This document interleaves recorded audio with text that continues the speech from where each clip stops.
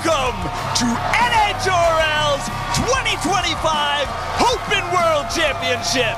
We are in our second round of the season, but all the fights have been aces. The story of today, upsets. Joining me today is my good friend Kyle Kroos. Kyle, how have these fights been? I gotta tell you, Sam, today has been crazy. The stakes have been high, the emotions even higher. The fights have been incredible, and these competitors are on the bubble.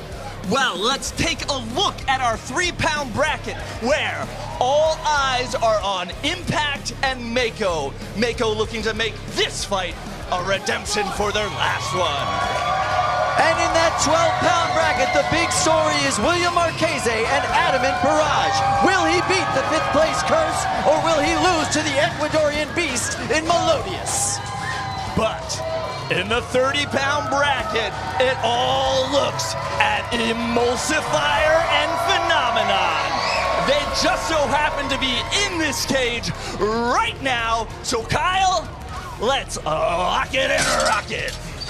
All right, and to call this action, we'll go back to the booth with Adam and Ricky. Take it away, boys. Thank you, Kyle. I'm Ricky Willems. I'm Adam Wrigley. And we're here in the play-by-play booth. We will be bringing you all the action, all the commentary, all the insight for every one of tonight's absolutely amazing fights. We are getting ready for our first fight of the night. You ready to go? I'm ready to go. Let's do it. Let's do it. Our first competitor, Brandon Bennett Young, will be bringing in Phenomenon. An absolutely incredible vertical spinner brought to you from a team Bone Dead Robotics. He will be facing down Matt Forez and Emulsifier from team Bots FC. These are two of the pinnacle examples of vertical spinners in the 30-pound weight class, and they will be going head-to-head for our first fight of the night. This is an exciting matchup. Emulsifier coming here from Hilliard, Ohio. Phenomena coming here from Bowie, Maryland. Now, these two robots have never fought, but Brandon has fought Emulsifier with his other robot, Vorion, twice, and both times has lost. He's going to look and make third time's the charm here. Emulsifier maybe a bit his white whale. Emulsifier going to try and go for the sweep. Both robots here fighting for a chance in the championship rounds. The winner here is going to make it to the championships in December. And the loser will be going home. Yeah. Yeah, Brandon Bennett Young has had his eyes set on taking down Emulsifier, as has much of the 30-pound field for years now. It's been a difficult road. He's gotten close a few times, but he's never been able to cinch the win. And Emulsifier, of course, the 2-time world champion in this weight class. A lot of people are out to get him. And we'll see if Brandon will be the one to do it. Similar robots here, Emulsifier with a larger disc. And Phenomena a little bit more dense. Both great drivers. 2, 1, fight. Away we go. Emulsifier with very quick off the bat, but Phenomenon the first to make contact. Emulsifier on its back, quickly taking some shots from Phenomenon right off the bat, one after another. Forks have been ripped off of Emulsifier. Not going Emulsifier's way. This is an incredible start for Brandon Bennett Young. Rarely do you have this much luck right off the bat. He's being incredibly aggressive, and so far it's paying off for him. One mistake and this is all over, but so far it is perfection. Phenomena winning the ground game here. Emulsifier having a really tough time getting any engagement with their weapon. I will say when the two get into a pushing match, oh, there you go, finally, Emulsifier kicking back, Phenomenon is dead in the water, will they be able to bring it back? Matt has lost both of his forks here, having trouble driving around without the balance that gives him. The countdown is going to start any moment now, unless there's a tap out. 8, 7, 6. I think here comes the tap out. Yes, there is a tap out, ladies and gentlemen. Oh, it's an unstick. Oh, is that an unstick? Interesting. I did not see that coming. I think it was an accidental unstick. Oh, an accidental unstick. All right. Yeah. I think they didn't want to call the unstick there. Of course, Emulsifier would have been happy to give them the unstick. Absolutely, yeah, all right. That's a good clarification. For those of you at home who may not know, we've got these buttons at the side of the cage. Well, here, let's listen in.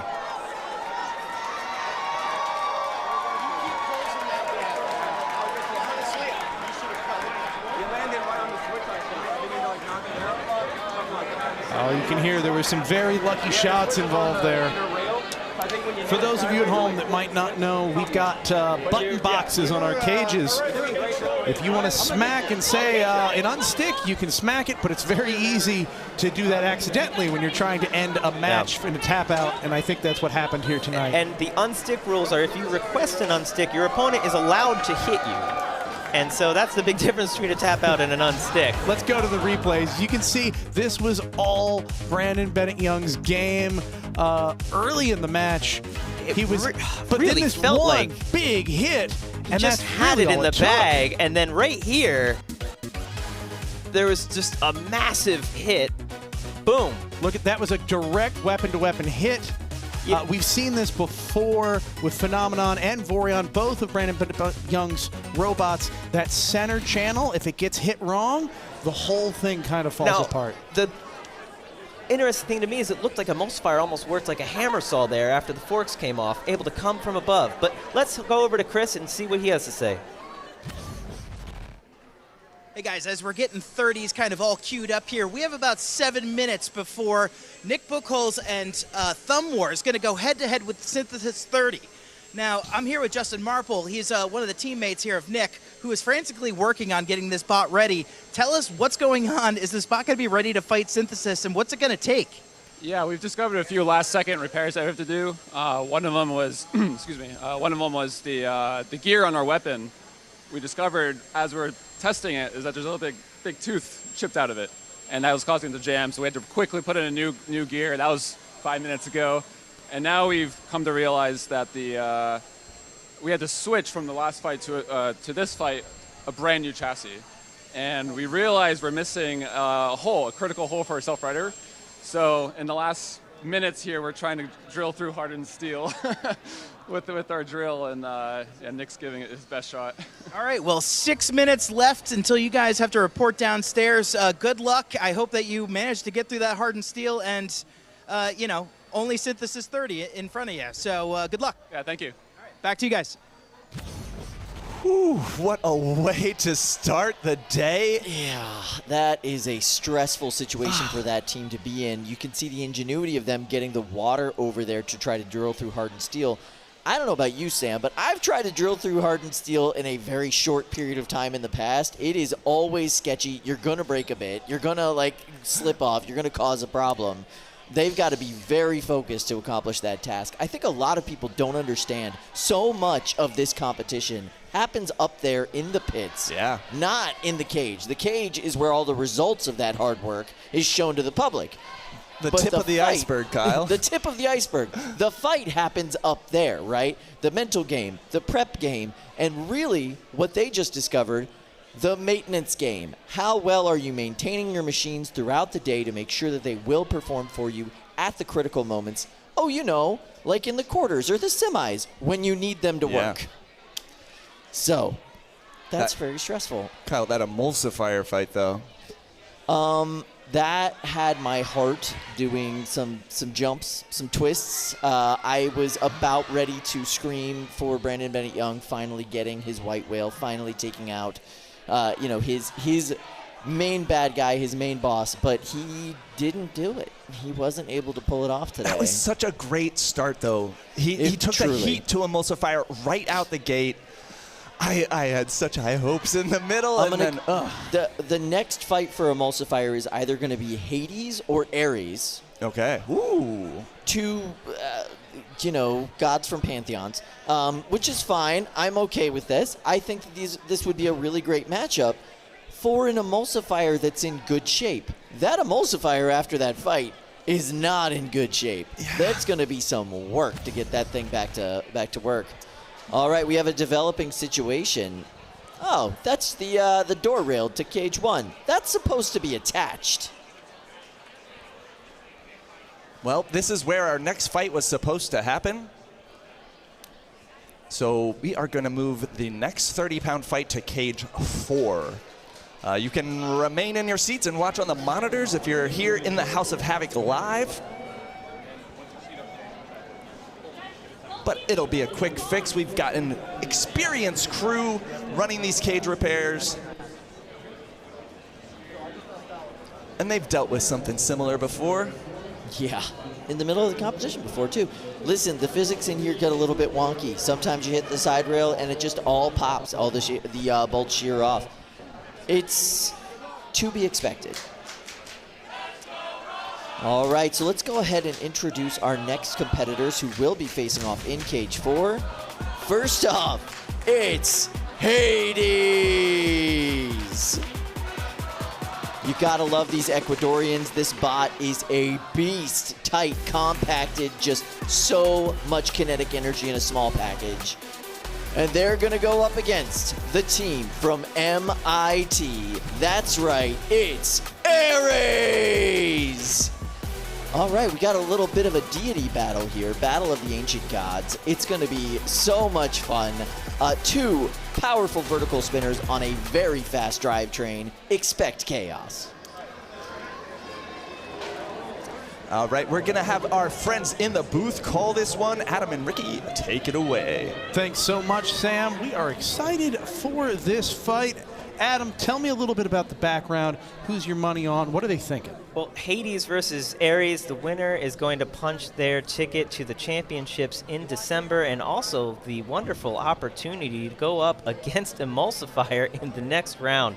So quite the prize for the winner here, and I'm sure they both would love that chance. Now, Ares is the 3rd ranked 30-pounder coming in here. Hades, unranked. So this is a big fight for Hades here. If they can win this, that's going to be a statement win. Very similar robots. Hades has been on a tear today, coming all the way here from Ecuador. Ares coming all the way here from Chula Vista, California. So both teams quite the trip out. It'll be interesting to see who's able to make that trip worth it. Yeah, it will be hard to predict. Both of these robots have a lot going for them, but I think if we're going to see an Ares win, we are going to see 4, aggression right off the bat. 2, here we go. 1. Fight, robots, fight. Slow start from Ares. Very interesting strategy. Both robots being very reserved. Ares winning these early engagements, going head-to-head. That's not good for Hades, who now has to be afraid on these head-to-head engagements and might have to drive a bit more, defensively, trying to get around the side. They're stuck here. Hades already asking for an unstick. Yeah. Very unfortunate for their chances. This is a difficult place to be unstuck from. Of course, you only get 1 unstick request per match. If they get stuck again in this fight after being unstuck, that would be it. But there's no guarantee of an unstick. No, it's no guarantee at all that it will work. However, it does look like this should be possible. But Flo having difficulty. Yeah, if the house... Oh, there just getting them more stuck. Oh! Almost. Oh, man. one more shot at you it, can Flo. do it, I believe you. Come on. It's so close. It's clearly making progress, but very difficult. There is a judgment that is made cage side on how long this will go on. They don't get to keep trying forever. It's only supposed to be roughly, I think, 20 seconds or so. We're coming up on that, and this might be a win for Ares from an unsuccessful unstick. Interesting. The match has been paused. Is that correct? No, I did see a red light flash. It's sort of uncommon. Let's go Robots chant from the crowd. Yeah, we have an energetic crowd today. They're really hyped. We've had so many big heavy hitters. And so many good cage fights. Side here, as they're still unable to get Hades out of this position. So the match is paused due to an issue with the unstick. You see Ares now backing out of the way. Flo taking a different angle. Now Flo weighs 300 pounds compared to the 30 pounds of the robots here. And usually that mass advantage makes it, fairly easy to get robots off. But You know, part of the experience here is that if you get stuck and you're really stuck, well, maybe you're stuck. The flow can get you unstuck if you're only a little stuck. There we go. Flow able to do it. Hades now upside down. And that certainly isn't going to be helping their ground game. Let's see if they're able to self-right, as we'll get another countdown here to start the fight. So we're going to count from 5 and then go back. All right. We will resume the match in 5, 4, 2, 1, go. Oh. And Hades stuck again and having used their on. Oh. Oh, it's made its way immediately into the jaws of Ares. No. Look at that tweak frame. The frame is cracked in half. But it's still, the wheel is still moving. But with no unstick left, here comes the count. You can see them trying to get off.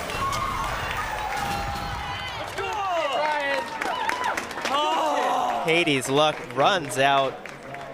Not going to make the championship, but Ares punching their ticket through. And Ares versus Emulsifier will be quite the match to watch in the semifinals.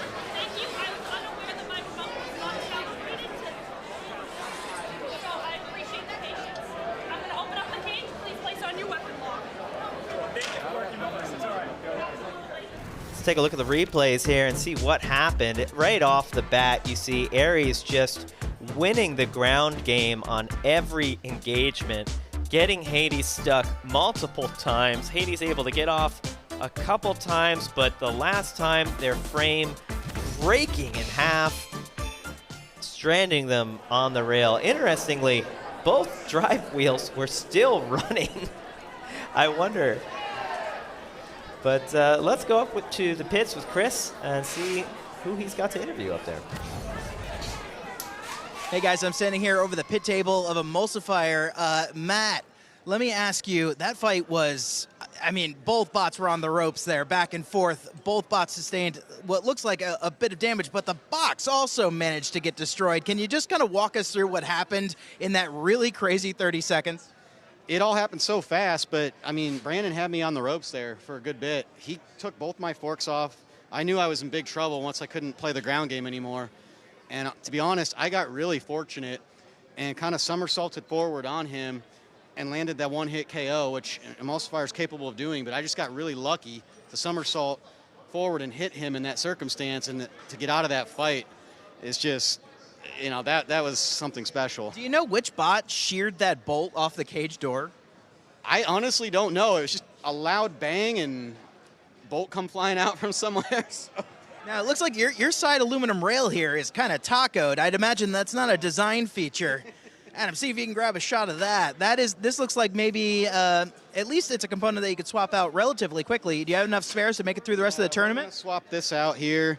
We're taking another piece off to swap out that was damaged. We should be able to get it done and get the bot back in good shape for Ares.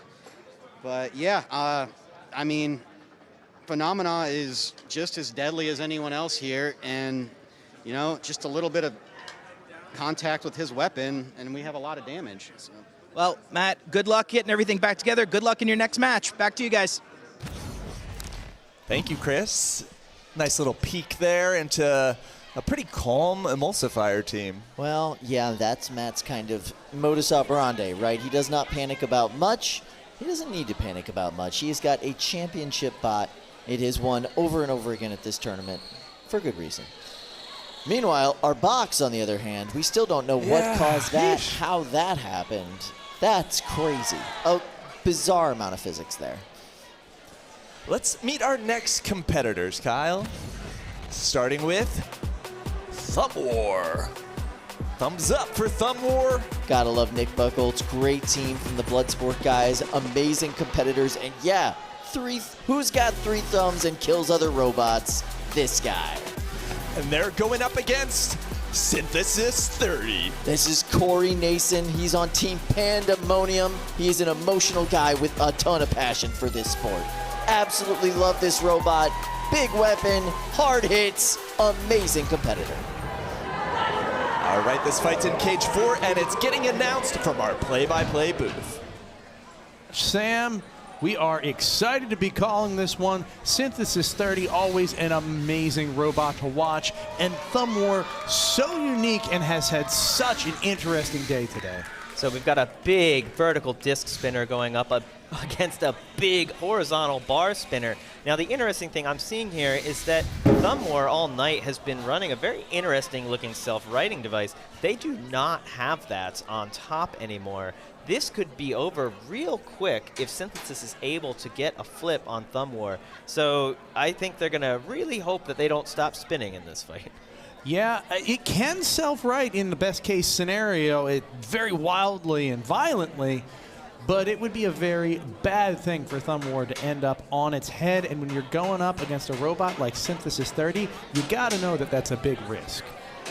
I think Thumb War has had an interesting day. We saw them trying to repair that self-righting mechanism in the pits just a few minutes ago. Clearly, they were unable to drill through a hardened steel shaft with a $12 drill bit. So this is what they've got. Kudos to them for making it into the arena. Yeah. They're going to give it their best shot. They've got still a very good chance at bringing this home. What a beautiful bot here. I mean, let's just take a second to look at this machining there on that billet chassis.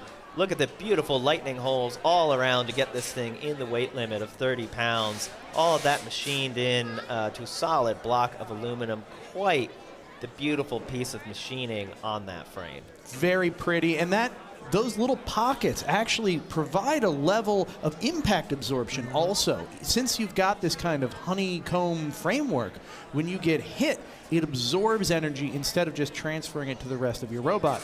Of course, it also gets torn to shreds in the process, so you can only do this a couple of times.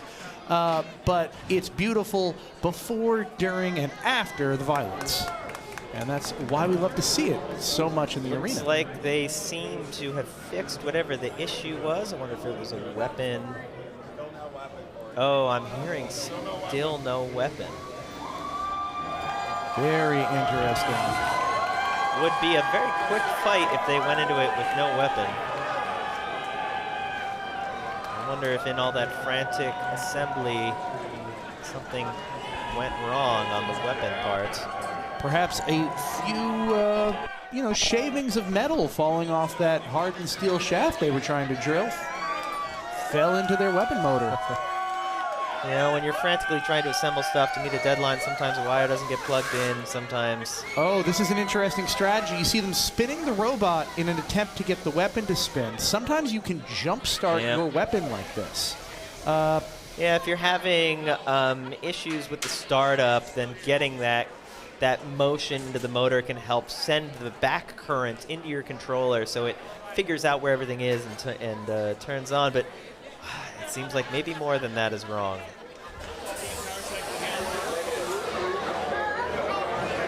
They are going to have to figure this out. I believe they've already used, yes, they have already used their power cycle, so unfortunately, that will be a forfeit for Thumb War, and Synthesis 30 will be moving on. That is an unfortunate outcome for Thumb War, and I think Synthesis 30 was really looking forward to that fight too. I know we all were. Horizontal versus vertical, always entertaining. Disappointing to have to end on a forfeit. But Synthesis 30, with that forfeit, has now qualified for the World Championships later this year in December. Yeah, much as they might not have wanted to win that way, I don't think they're going to look a gift horse in the mouth. Especially when they have to turn around and fight another robot just a little bit later tonight. Yeah, Synthesis 30 will be moving on, and they will have to fight the winner of the Kazaa Lite and Aetheon match that we'll be seeing in just a few minutes. In fact, I believe that will be our next fight as soon as we can load it up into this box. You can see the competitors making their robots safe. They are turning off their robots using those long wrenches and screwdrivers. Now, for those unaware, Kazaa Lite is a multi-bot, 2 robots, each one weighing 20 pounds, and each one filled with a lot of flames. So much fire, Adam, and I absolutely love it. And I bet the folks at the desk can tell us all about how they love it, too. Take it away, guys. Just in case we need 4 again? We definitely love fire. Absolutely. Kazaa Lite is a bot that started out as a bit of a novelty act here at NHRL, but they, over the past few months, really have come into their own with an extremely robust chassis, an excellent driving strategy, helped out by the indomitable Peter Garnache, and a bot that can take hits and keep on delivering damage. When you have a flame bot, you can't really have a big damaging weapon up front. You have to be able to withstand and sustain that flame for a long period of time to actually damage your opponent, which means you need a thicker Hardox chassis, which is what they've implemented. Yeah. So at their start, they couldn't even get the second half of Kazaa in weight, so they started as a single, like, 20-pound robot in the 30-pound class, and then today they beat Emulsifier, the 2-time world champion. Absolutely a big upset today. A day of upsets, and in my opinion, that was the biggest upset of the day. Impressive robot. Cannot wait to see what their strategy is going into this fight. They are going up against Aetheon, which is an overhead attack bot. It's got a big front plow. It is able to take a lot of damage, but there's some sensitive components on that robot, especially in the arm mechanism, that can be melted down. Something that is a real challenge in this weight class. But Kyle, I saw Kazaa Lite after that fight, and well, we're gonna see it after this one. We're at Cage 1. Let's send it to the booth to call the fight. We're going to take a look at this match. 2 of my favorite robots from today. Kazaa Lite coming in with a multi-bot flamethrower. Some of the biggest fireballs we've seen at NHRL, at least in recent history, and they are going up against Aetheon. Aetheon has been doing an incredible job sniping the top of robots with its hammer saw configuration and its long, high centering forks.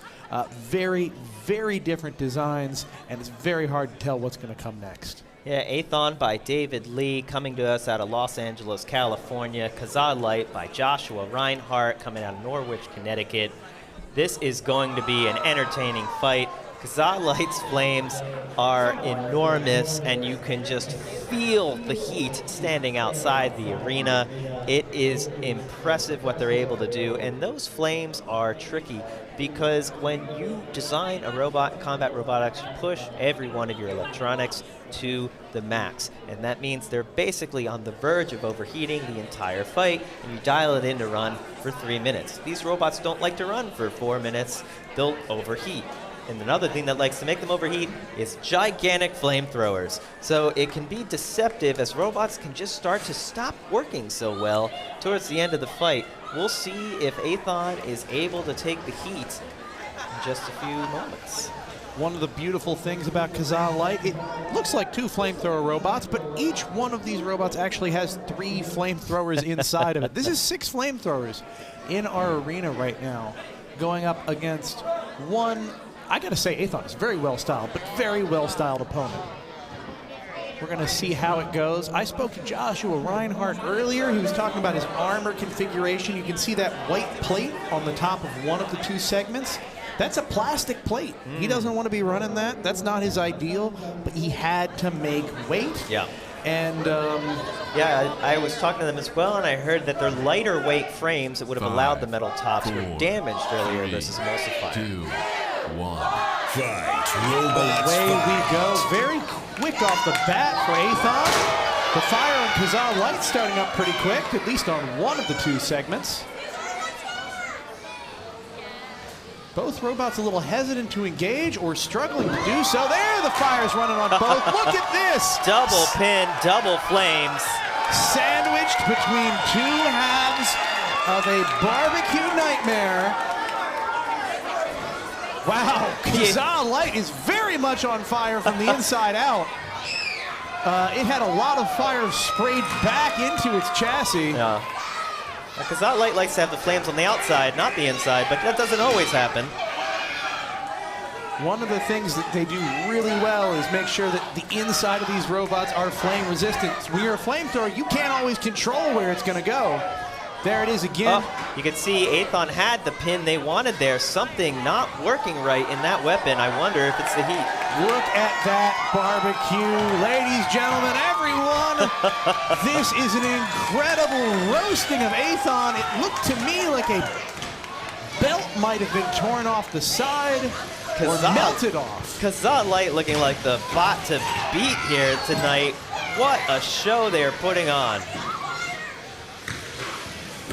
I will say Aetheon is doing a great job controlling either segment when it targets, but then the other half of Kazaa Lite just zooms in and causes some problems just like that. Yeah, and it's tough, you know, when you're one robot going up against two, what do you do? Now, of course, Kazaa Lite also overall has a weight advantage. Kazaa Lite as a whole weighs 40 pounds, Aetheon 30 pounds, but when Aetheon goes up against any individual segment, it has a weight advantage 30 to 20. Here we're seeing it looks like Aetheon now has lost weapon in the disc and half of drive. Yeah, but you notice the flames are becoming smaller and more intermittent on Kazaa Lite. They are running low on fuel. They need to make the most out of every single flamethrower blast. Half of Kazaa Lite also seems to be running low on drive as it's very slow in getting around the arena.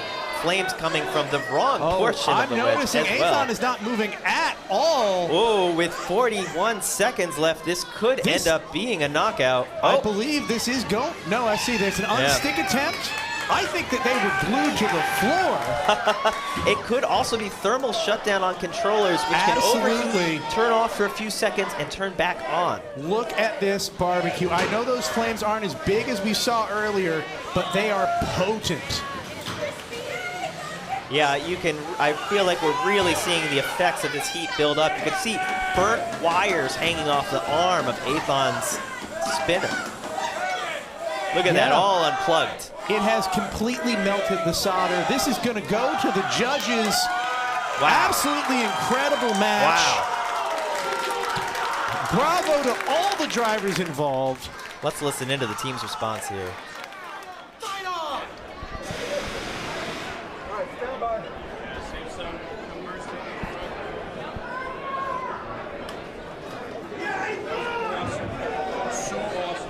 See, there's a lot of hype in the building. You can hear the competitors weighing in.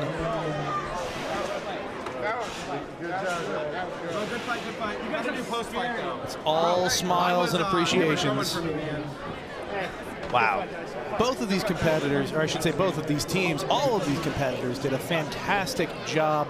Now it's going to be down to the judges. They're going to have to show off what works on their robot, what doesn't, and then they'll use our very scientific NHRL rulebook and rubrics. Let's take a look at the replays here. Aetheon able to make it to the bell, but in, worse for the wear after this roasting from Kazaa Lite. Yeah, it just looked like someone went in there trying to start a barbecue grill with a little too much gasoline in the summertime. It looks like an AI'd video. Like, there's too many flames. This can't possibly be real. It's too many flames, and they're these big, rich, orange, smoky flames, and it's just so satisfying. I gotta say, it looks like Aetheon is very confident with their performance. Yeah, they're very excited to make it to the bell. Very excited in the fight. I'm really interested to see how this turns out. It's too early. It's too early, but... Yo, the robot worked? That's all I'm happy about. I don't care if we win, the robot worked! Sometimes that's all that matters. You go in, I say this all the time, but there's a million reasons the competitors show up here to NHRL. Their friends, the experience, getting on the stream. Sometimes it's to win. Sometimes you just really, really want your robot to work the way you planned. What a fight. Let's go up to the pits and hear from Chris. That was a hot match, but we're about to get into 12-pound action here coming up in just a bit. And I'm here with William Marchese and Adamant Barrage. This is a story that really has been built over the years now. 5 times, William, 5 times you've been at this cusp where one more win would earn you your ticket to the World Championships, and 5 times You swung and missed. But is this the event where you change that destiny for yourself? Oh man, I really hope so. I am so tired of getting this close and not making it. Like, it's always fun, but it stings a little bit when you're one step away from winning and getting that qualification for the grand finals. Yeah. Now, only standing in your way are some very aggressive driving Ecuadorians. And so you have here a bot with it's got very large wheels on it, but it is a little glass cannon-y. Can you tell us a little bit about Adamant Barrage? Yeah, so compared to last time, we really focused on fixing the drive, and we did this time. We have some custom 6 1/4-inch wheels with much better grip, and even during the event, we were adding to this, putting screws to prevent getting stuck on its side. The weapon, we keep elevating the forks to make sure the weapon doesn't hit the floor like it did the last fight. We're trying everything here. Well, best of luck to you. I can't wait to see the match. William, just go out there and do it. Back to you guys at the desk. All right, thank you so much, Chris. We're back to our next competitors, and it's Mako with Julian Papazian. I love Julian Papazian. Brand new to this sport in the grand scheme of things, and already a huge splash. And they are going up against Lars Elliott and Impakt. Lars recently came away from a huge win at the Motorama event in the Northeast. Absolutely dominant performance. Never gotten gold here at NHRL. Wants a dumpster today. All right, we're going to head to Cage 2 for this first 3-pound fight, and they're going to call it in the booth.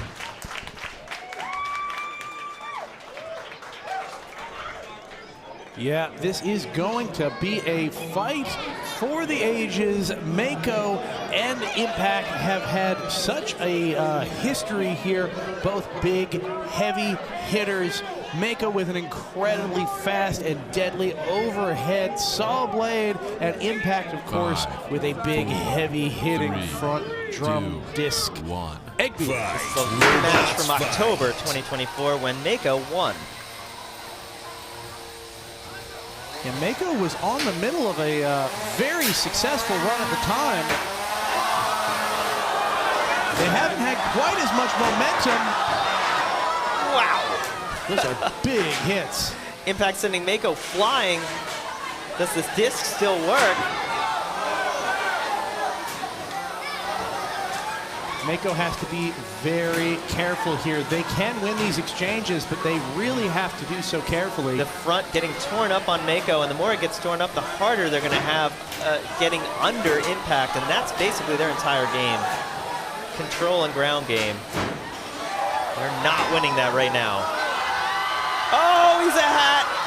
You gotta love the hat moments, especially when it's on the 100% accurate Brett rather than a, Flo or a Fluffy. Mako really unable to deliver the weapon. I'm not even seeing it spinning. Normally that weapon can spin at up to 400 miles an hour. Has not been able to activate that and come down yet in this fight. No, that is the trouble with a weapon that spins that fast. Very easy to break if you don't use it right. Here we are. You think there's going to be a pin, and Impakt is able to get it out at the last moment every time. Yeah, those front forklets on the front of Impakt really doing a great job against the fingers on the front of Mako. It's like the weapon is able to eat the fingers up. And the weapon spun back up, at least briefly, on Mako. Is Mako going to be able to come back in the final minute and 15 seconds here? We'll have to see. This weapon is spinning. It is working, but it is so unbalanced, and the teeth are so torn up. Yeah. Can it even do any damage at this point? Mako's just got to hope Impakt slows down, but it's not slowing down. It's not letting up in the least. Impakt seems to have learned from their previous meeting, because this is a dominant performance so far. Yeah, 100% Impakt's game to lose at this point. Winning the ground game and winning every single exchange they've had the entire fight. Oh, whoa! Look at these two entangled now. They've ingested the prongs of Mako. I mean, a little shark fin soup for you here. Mako tried to spin up and get some hits, and there goes the saw off of Mako. This meal is illegal in 12 countries, Adam. Mako is now a plastic hammer. We're going to stop the fight here and see if we can get him untangled. We do allow a pause for the purpose of disentanglements. We'll have a weapons down, or rather controllers down moment. A cage manager will go in with a calibrated crowbar to separate these two lovebirds. It's a precision crowbar. You know, it's not every fight you get a hat and an entanglement. And a souvenir weapon disc.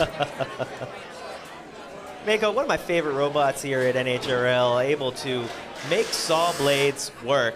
You know, I think a lot of people thought, you know, overhead vertical discs coming down could work, but Mako bringing an old school saw blade and able to slice through a lot of robots. But Impakt here has been so dominant with their aggression, control, weapon, that Mako hasn't been able to do anything. And now with no weapon at all, how can Mako win this with less than a minute to go? It's a big weapon on the front of Impakt. It's hard to win with a saw blade. 18 seconds left. I think Mako just wants to make it to the bell. I'm almost certainly confident that they will, with just a couple dozen backflips apparently in the process. And there goes a wheel off of Mako. And that's the fight. It's a little bird-like without the weapon disc on there. Let's listen into the response.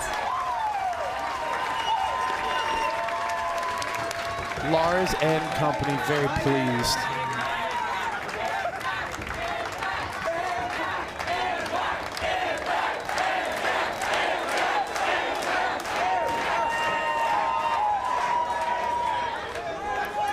Well, that's going to be a judge's decision, but I don't think it's much of a decision. That was one of the most dominant fights I have ever seen here at NHRL that made it to a judge's decision. Props to Mako to be able to take those hits for that long and still make it to the bell. They lost some armor, they lost a wheel, they lost a weapon disc, but the robot was still, you know, electronically functioning, which is quite impressive. And Impakt looks like it's brand new. Yeah, it just rolled off the factory floor. Mako actually, I think, looks better than it is, which is saying something because it doesn't look great. Now, for those unaware, Mako, #1 ranked Beetle coming into this fight. Impakt, number 15. So these are both top-tier robots, but a number 15 taking out a #1 is still quite the upset, especially in such a dominant fashion. Yeah, it literally didn't matter what robot went up against Mako today. It was still going to be an upset if Mako lost. So, kudos. Just immense kudos to the entire Impakt team. We're going to go to Lindsay now. I believe she's got something for us. Lindsay, how you doing? I am here with Lars Elliott, the driver, designer, builder of Impakt. This robot is on a tear. The energy was electric. You evaded every single pin from Mako. How did you do that? So I have a setup here where all my wheels are exposed on the side. So when he gets me anywhere like near pin, I should be able to drive off. And I normally have a full wheel guard, which would have prevented me from being able to do that. And I spun pretty slow and avoided as much as I could. So it was really great driving fight.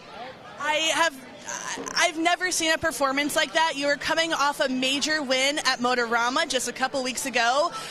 Do you think you have what it takes to go all the way today? No, but maybe. We'll see. I'll hit stuff. I'll spin up and hit stuff. We'll see. I'm just happy I got this far. Congratulations. Go up, go evaluate your robot, and we'll send it back to the desk.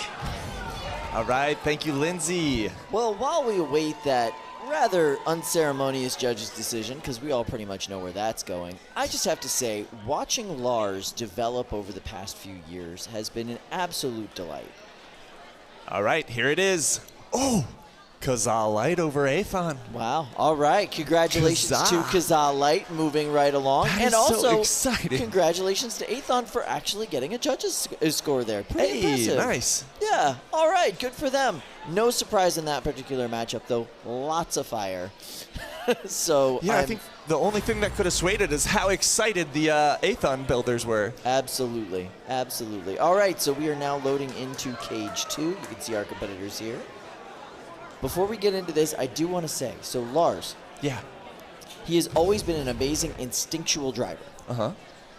We now see him becoming this, like, instinctual driver with amazing strategy behind his driving, and it is next level for him.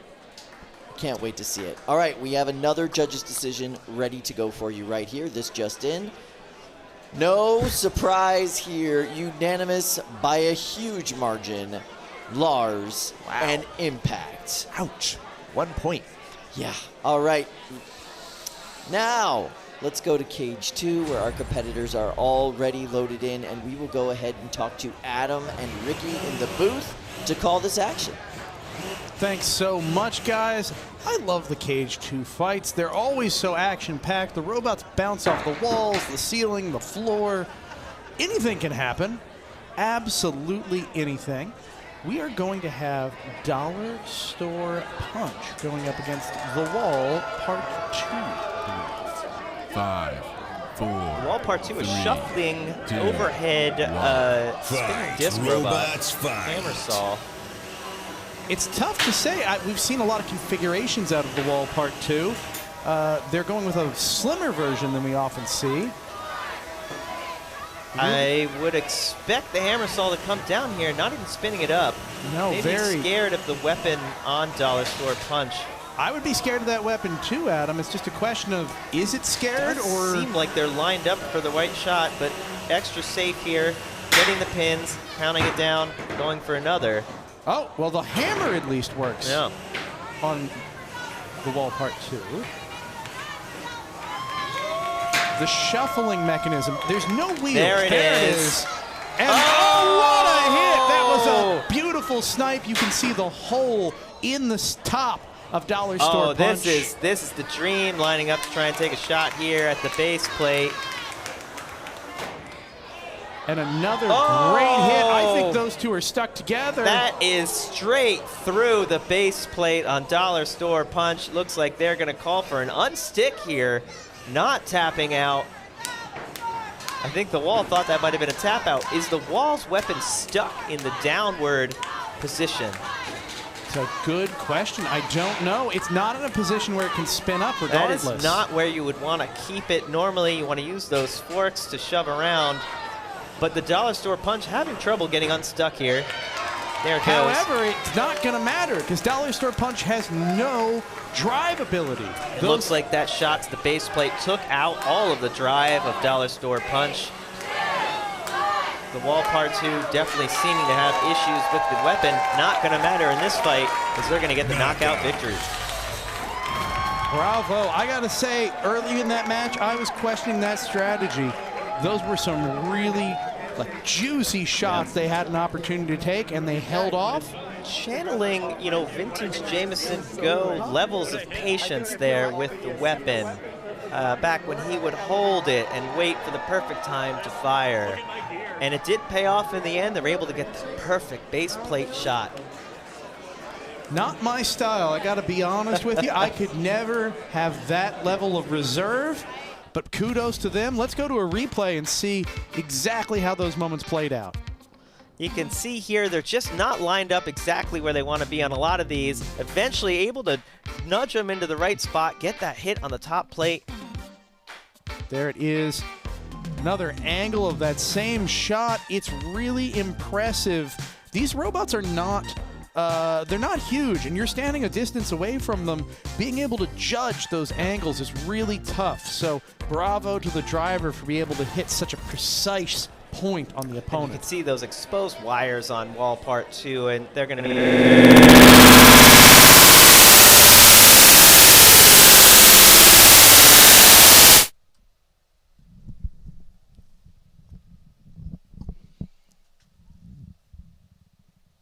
So, yeah, they're going to be very careful with those wires and try to avoid getting them tangled in the opponent. It pays off for them there, and they're able to come away with the KO. It did look like the weapon might be a little bit fragile, ending the fight in the extended position, not where you want to see it. But they get the victory, and I'm sure they're going to be looking at that closely in the pits to get that fixed up for the semifinals. The good thing is that robot is highly modular. They should be able to repair it in a relatively short period of time if they have the spares to do so. We're going to go up to Chris. He's in the pits right now. Going to give us a little insight. Hey guys, I'm here with Tyler Belina and V1. Now V1, is this the first time that you've been here in a bracket? Yes, this is the first time we have been here in about 5 years, and then this is the first time we have ever made it into actual brackets, so yeah. And so you're going into the bracket against another newcomer, Jameson Go and Saiko. Now, just kidding, one of the best robots in the weight class. Tell me, as a new team, you have this huge cohort with you from Missouri. What is your strategy going in against one of the best robots in the game? Well, when it comes down to it, at this point, we've already really accomplished more than we had any plan to, and at this point, it's just kind of seeing what we can do, see what the robot can do, and see how far it can take us. Now, I love, you have your mascot. What's the name of the mascot again? So this is Greg C. Ratterson. It was a mascot made by a couple of our different members, and then it got turned into a plush recently. All right, well, good luck to you. I can't wait to see this match. You didn't come all the way out here for nothing. Yeah, no, we didn't. All right, back to you guys. All right, we are going to go right ahead into Cage 2 where we have bots almost ready to go for you. It's going to be a very interesting matchup. These are two friends, two co-competitors, so let's meet them right now. First up, it's Turbofiend. Dima Papazian, a rookie to the sport, but a dominant force. We have seen this robot take out some of the top names in this weight class. Up against Gwen McGuire and Jackalope. Gwen is normally a head official here, but right now she is a competitor with this amazingly versatile robot. Jackalope is a lifter. Jackalope is a spinner. Jackalope is amazing. All right, they're in Cage 2, and we're going to send it to Adam and Ricky in the booth. Sam, we are excited for this fight. Turbofiend, always fun to watch. Jackalope, always a delight. These two robots, built by friends, compatriots, now meeting on the battlefield and duking it out for a shot at the championship at the end of the year. I want Turbofiend to be my turbo friend. I really like this robot. It's such a fun little design here. Just tweaks on some of the shapes. 4, 3, 2, 1. Jackalope also really impressive today. The combination lifter spinner on Jackalope can be so effective on certain opponents, and it's hard to tell who it's going to work on and who it's not. So far, Turbofiend seems like it might be a good matchup for Jackalope. Yeah, Jackalope a really interesting weapon combination here. You see something similar earlier tonight on Phenomenon with the lifter-spinner combo, which was so dominant until that lucky hit by Emulsifier at the end. Here, Jackalope having a harder time winning the ground game. Neither robot really able to get big hits here. This is a very aggressive use of the flipper on Jackalope. Very effective. It's flipping his opponent over, and that's when that relatively small spinner can get in and do some real damage to the delicate bits of Turbofiend. Yeah, Turbofiend getting spun around there. Jackalope taking advantage, and if you see here, it looks like Turbofiend has lost right side drive. Yeah, Turbofiend is struggling. It took some big hits there after being flipped over by the lifter on Jackalope. You really don't want to get hit in the backside like that. It looks like the drive might be freeing itself. Maybe it was sort of a wheel guard issue. Now, Turbofiend is running a hub motor for their weapon. It's going to be very hard to disable that unless they hit it. Look at this pin. Look at this amazing pin from Jackalope. Bravo. If they can disengage, this is the disengagement happened in time. They are able, and turnaround is fair play. Turbofiend immediately pinning Jackalope. Back and forth. What was that a pieces of? One of the forks is gone from the front of Jackalope. And then debris from the fork mount going flying through the air. As Turbofiend able to dig in now on the front of Jackalope. Jackalope was desperately trying to flip its opponent there, and it just wasn't happening. Here, though, on its back, it's time for Jackalope to strike if they can. Real back and forth fight, but look here at this, again, Jackalope look at getting this behind. movement here. It's able to pin its opponent down with its lifter. It's a clamping motion. They're sawing through the back there. Really, really cool work. Turbofiend hanging in there. I mean, it is putting up a great fight. It's just so cool to see Jackalope doing exactly what it was designed to do. Oh, a belt has come off. I think that's a drive belt from one side of Jackalope, so it is down to 3 wheels right now. Both robots still very mobile. Both robots missing 1 wheel's worth of functionality, but of course that's a much bigger deal for Turbofiend. Every time one robot starts to get an advantage, the other robot hits right back. Jackalope just using their lifter as a hammer now. This will be going to the judges. What a match. Both competitors furiously just giving all they've got. Really fantastic work. What do you need? Oh, sure. They're going to do a functionality test for the judges so the judges understand what damage happened and what damage didn't. We're going to try and show drive and weapon functionality here. Are they operational? Are they kind of impaired a little bit? And that'll factor into the judging rubric. Very precise judging scores here. And the damage, of course, very important part of that. All right, your drive looks like it's good. Could you just give me a spin of your weapon, please? And then a little bit of a drive. It does look like both robots here ending the fight with full functionality. Turbofiend having some intermittent drive issues throughout the fight. Yeah, really interesting. You don't normally see that on a 3-pounder like this, where the drive goes out so dramatically and then comes back. Could be electrical issues, could be something else. Sometimes you just get a little bit of gunk in your gears and that's it. Yeah, maybe you're missing a tooth in a planetary gearbox and it's spinning until it catches and then it works again. There's so many things that can happen. Well, either way, we will find out what the judges have to say in just a few minutes. And until then, let's go back to the desk. All right, thank you. How about that Gwen and Jackalope? Big glow up for Jackalope from last event to this event. Amazing performance by Gwen McGuire. Such a talented driver, and now finally has a bot that can showcase those skills. Yeah, it's amazing. I've seen Jackalope from its inception to where it is now, and it has gotten way better. And so much of it is, A, Gwen's a phenomenal fabricator and builder, but also accidents, right? Had to take one of the forks off just to make weight for a specific configuration. Yeah. Found out that's actually just a better configuration for most engagements. Little things like the way the drive system is set up. Figured out that it works a little bit better with this kind of tandem system.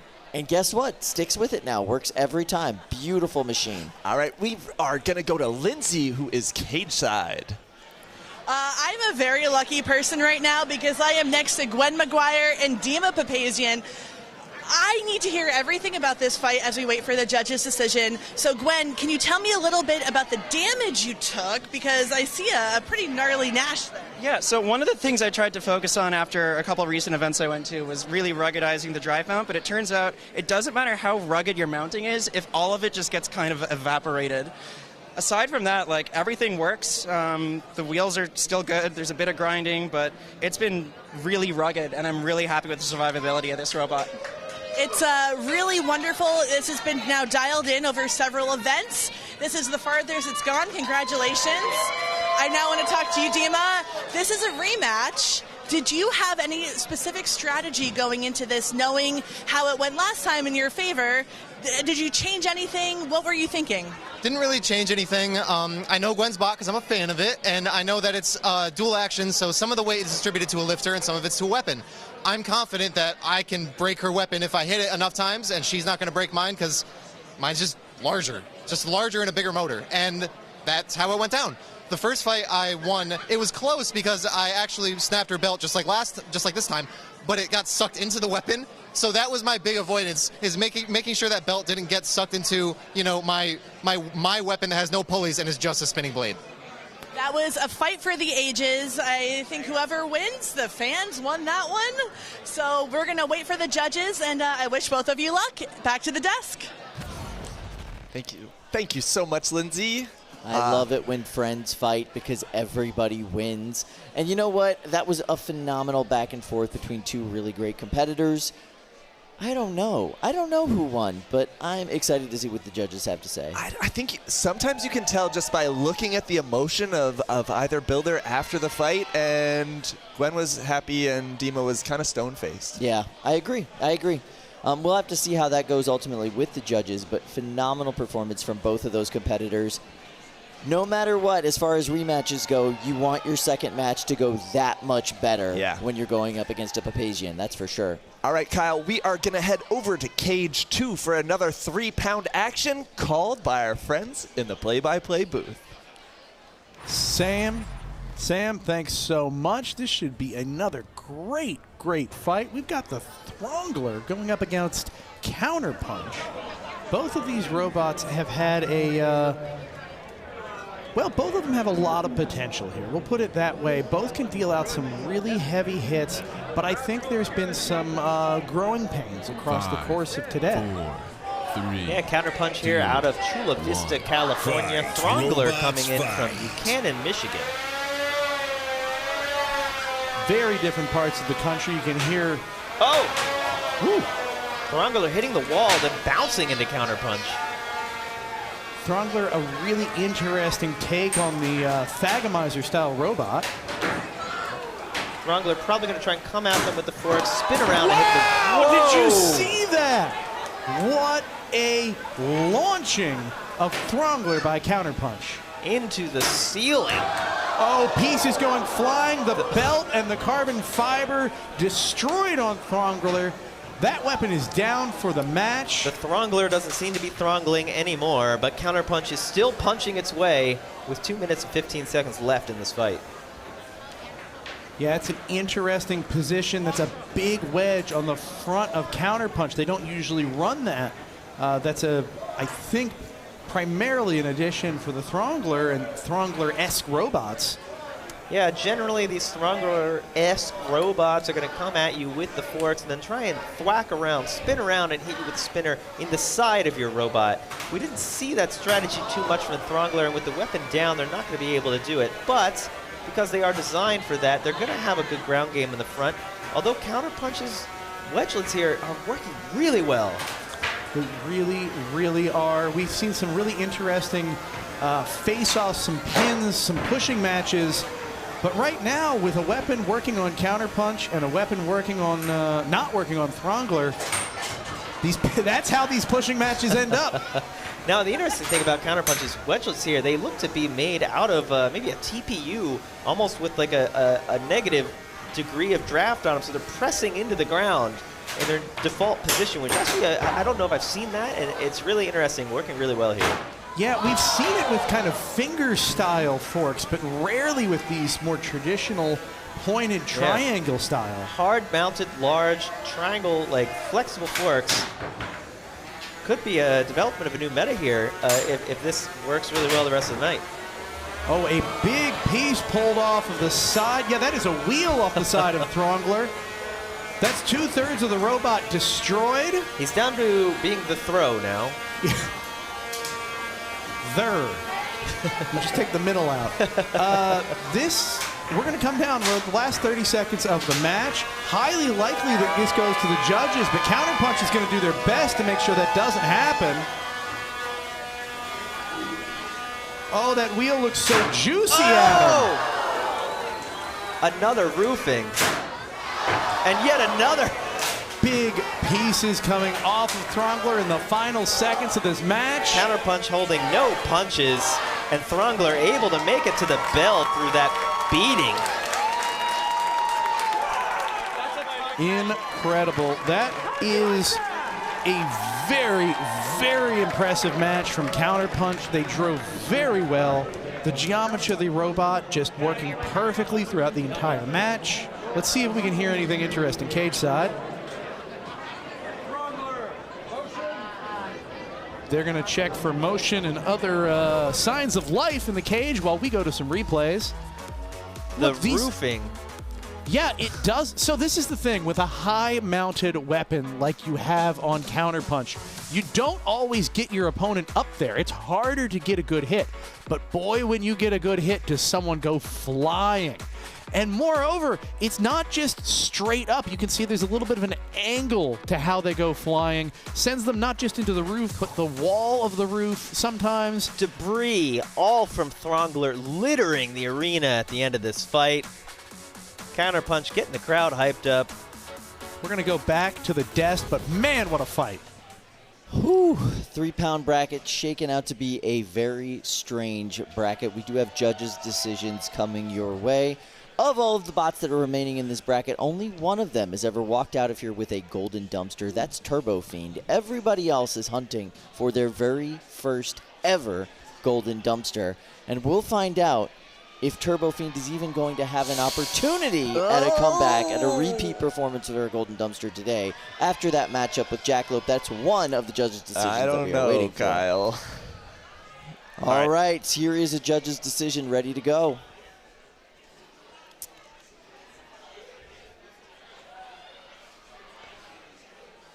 All right, Jackalope by split decision over Turbofiend.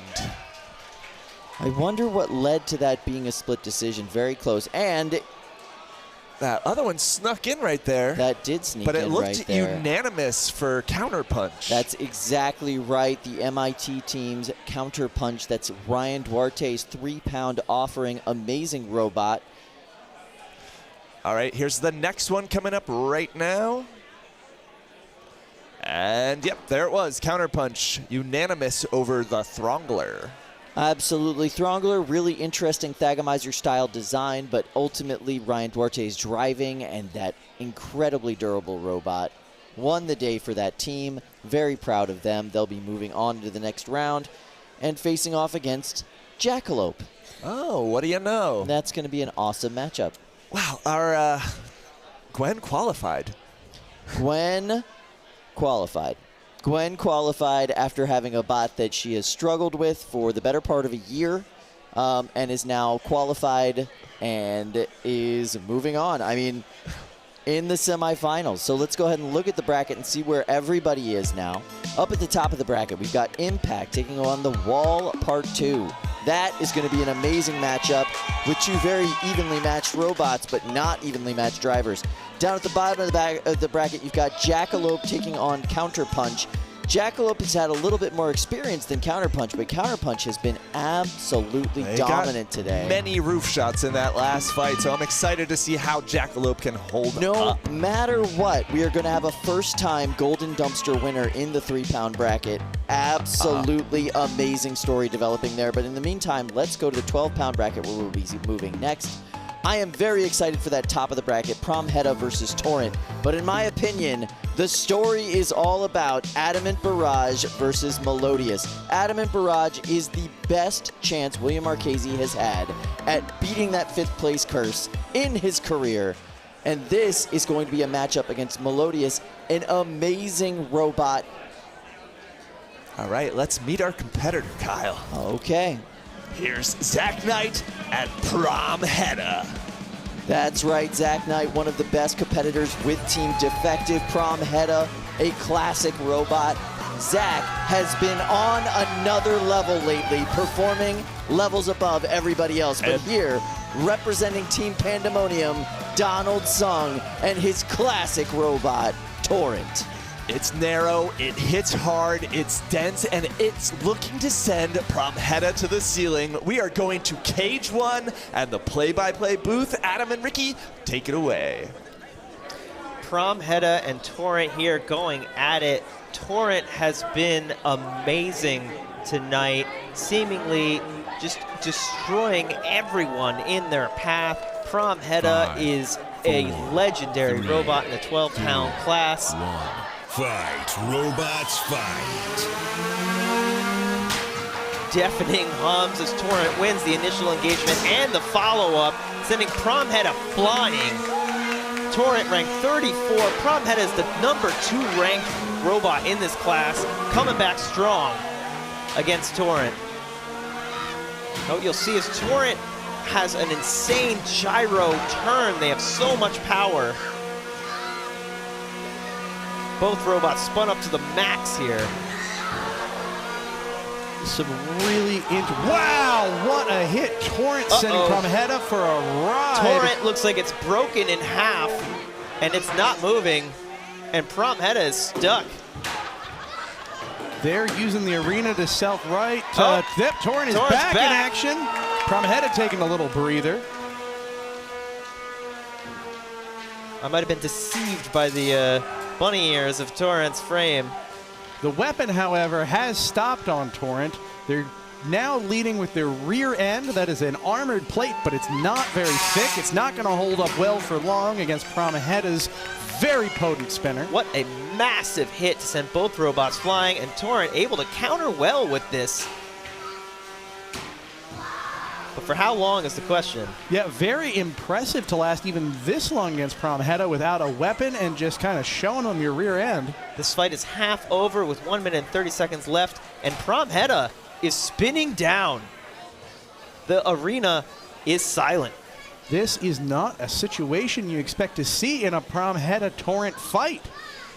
It's a good, we'll find out towards the end of the match. I imagine Pramheda has turned down their weapon intentionally.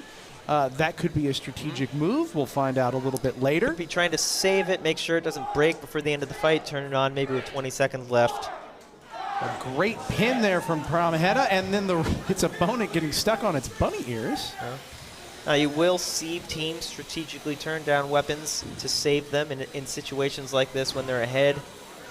Not just ahead, but they have a distinct damage advantage. Their opponent has no weapon and will not get that weapon back. And so as long as they can make it, that would be a huge damage win in the judges' rubric. With Torrent upside down, they probably want to leave them that way. Now, of course, that's another great point, is that a hit could throw Torrent back right side up, which is the last thing Pramheda wants. There is the weapon spinning up with 20 seconds to go to full speed. Very strategic driving from Pramheda. Maybe it'll get that self-right or assisted self-righting. Oh, the smoke! It's getting a little assisted smoke screen. Deploy the oil slick and the smoke screen, where this is going to be going to the judges. No, I wonder, you know, turning your weapon off like that could be seen a little bit as unaggressive, but I do think that is significantly in Pramheda's advantage. Torrent put up quite the fight early on before the weapon stopped. Yeah, massive impact. Without a doubt, that will cut into their aggression a little bit, but you got to look at what your opponent's doing. It's not that their opponent could bring a level of aggression that would overwhelm their score, and at a certain point, you just want to make sure that you make it through unscathed.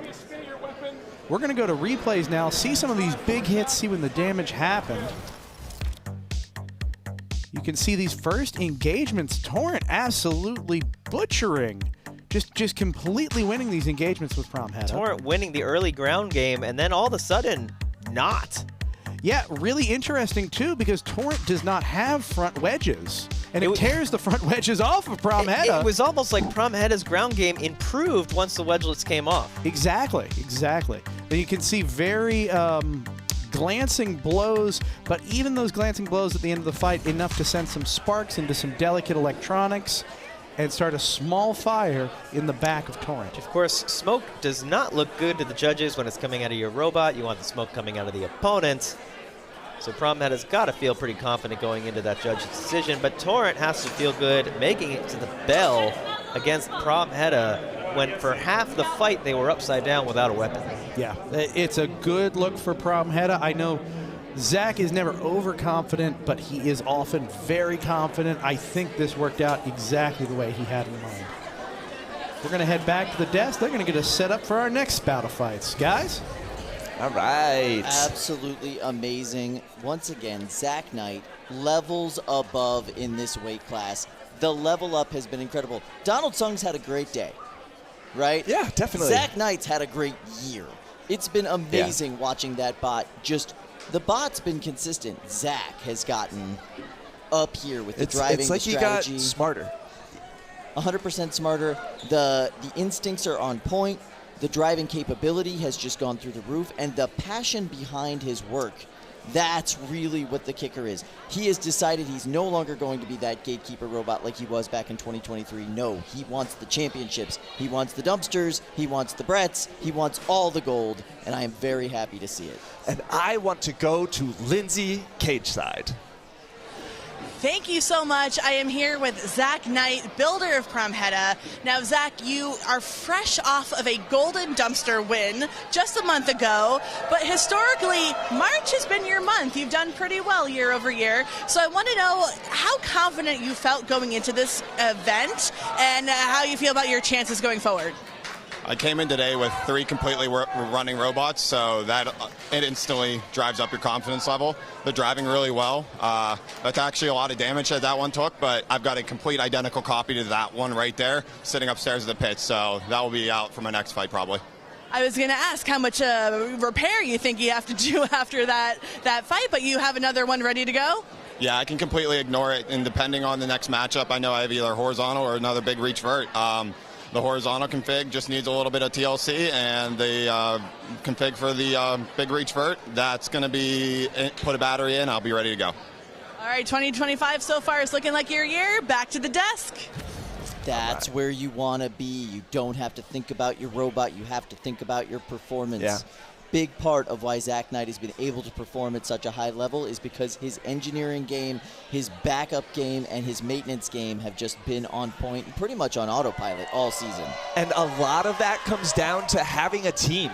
Team Defective behind him is such a support crew that allows him to lean on them so he can focus on the drive. They have been scooping up so much top talent in this sport this year. It has been incredible to see. Their most recent addition, Angel Vidal, absolutely amazing win for them. The glue that really held Team Shreddit together, and now they've brought him on board on their team to help with designing mainstay components that they can all use for their robots, armor configurations.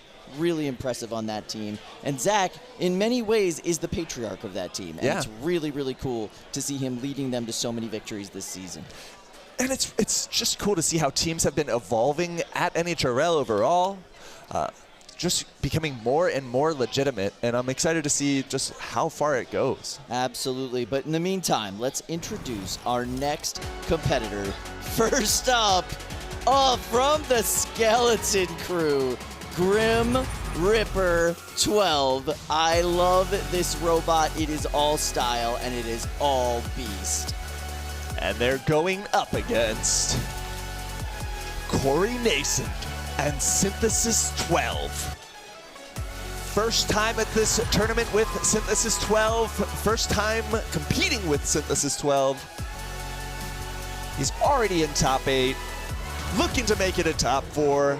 We're gonna head to Cage 1, and we're gonna head to Adam and Ricky in the booth. Guys, take it away.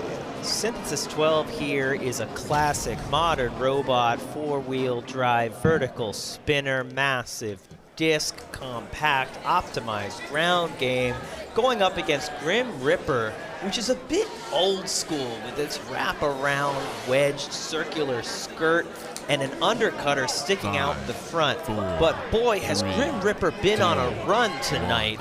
Let's see who can pull it out. Fight. Both robots spinning up to speed, slowly out of the arena to meet here. Grim Ripper getting the best of the first exchange, able to get under the wedge of Synthesis 12, take advantage of the gyro dancing. And Synthesis unable to get a bite on that shell of Grim Ripper, as pieces of Synthesis are going flying across the arena. There goes the front wedge, entirely.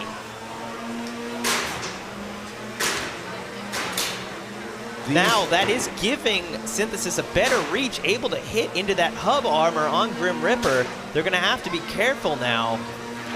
Yeah, it's amazing. Grim Ripper is such a different design than so many other robots. We saw this earlier with Emulsifier. Once you rip the front off of Synthesis 12, it's getting hard to drive as they're like doing nollies under their nose. You know, they need that extension forward to balance the robot and all of the gyro. And so as Grim Reaper rips these pieces off, Synthesis 12 is having a harder and harder time driving around.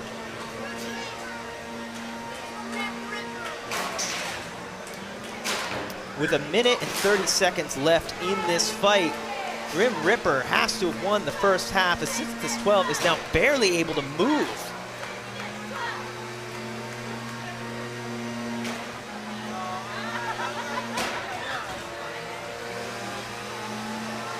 Grim Reaper having a field day here, able to take out any part it wishes as Synthesis 12 has turned into a bristlebot at this point, just vibrating across the arena. Yeah, it is kind of amazing that it's able to very readily avoid count out, or at least it has been so far, but seems they're requesting an unstick here, able to move a little bit. Wow, big hit. They do not want this to go to the judges, but unfortunately, it's going to be a lot worse. This is going to go to a knockout. They've already used their unstick. They're not able to self-right in this position.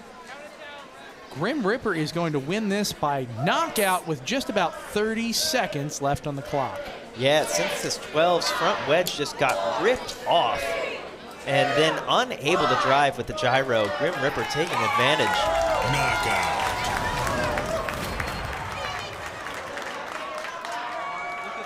Grim Reaper winning one for the classic bot shapes here.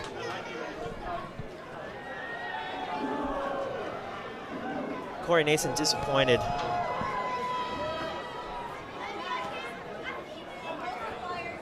He's going to be going home maybe a little earlier than he was hoping for.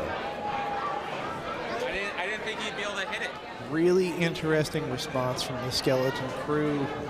They clearly are a little surprised at how this went.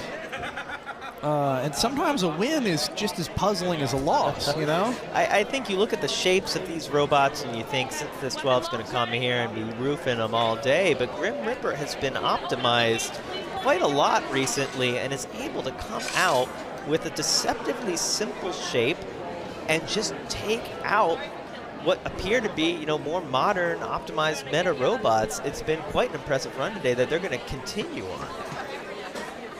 We're going to head over to the desk now. They're going to get us ready for our next fight. So Nelson Byros is a phenomenal competitor. Really good driver, solid robot. I will say this. Everybody looks at spinning weapons on robots and thinks, oh, it's a big chunk of metal spinning fast. But not all spinning weapons are equal, right? All right, yeah, when you clearly. have an elite spinning weapon like they have on Synthesis 12, it is so hard to dial that into a controllable weapon, something that you can drive effectively with, something that you can actually deliver to the opponent in an effective way.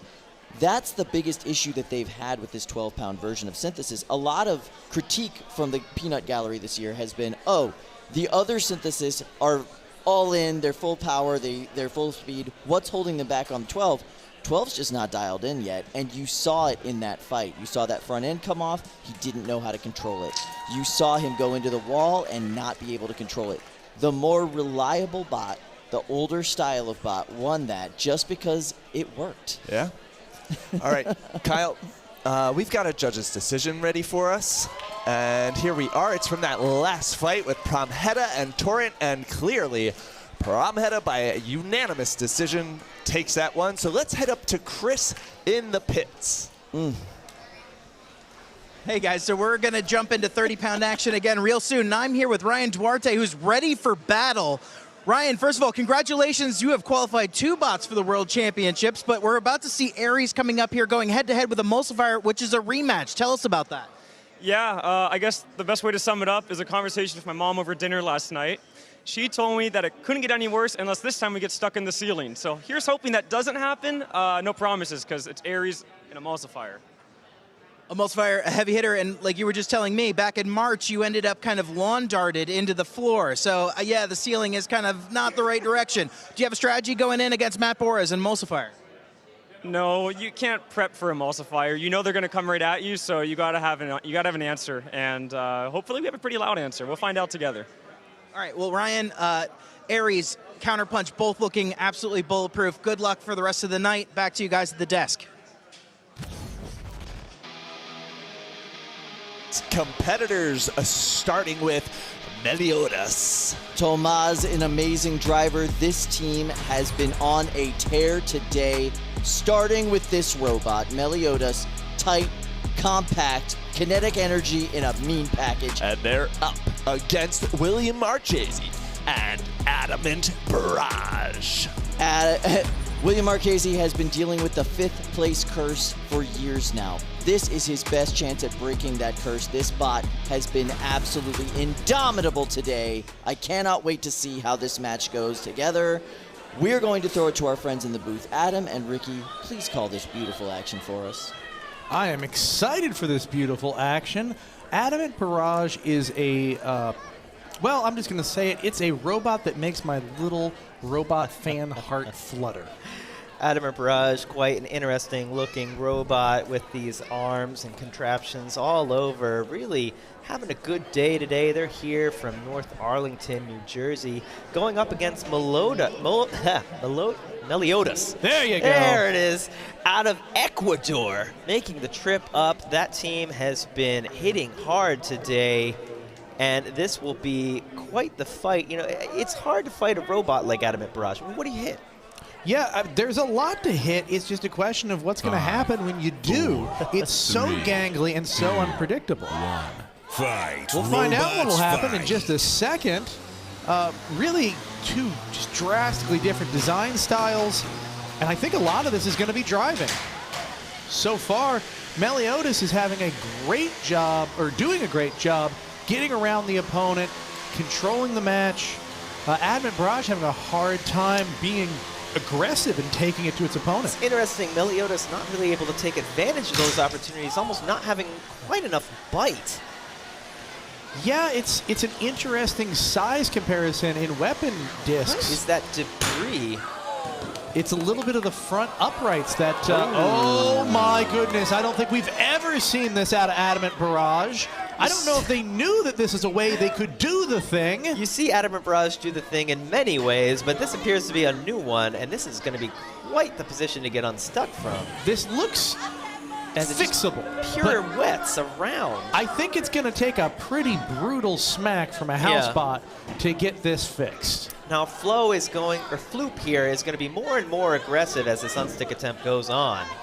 And Floop weighing 300 pounds, it can be just as damaging as it is helpful. Weighing 300 pounds and progressively more aggressive in its health.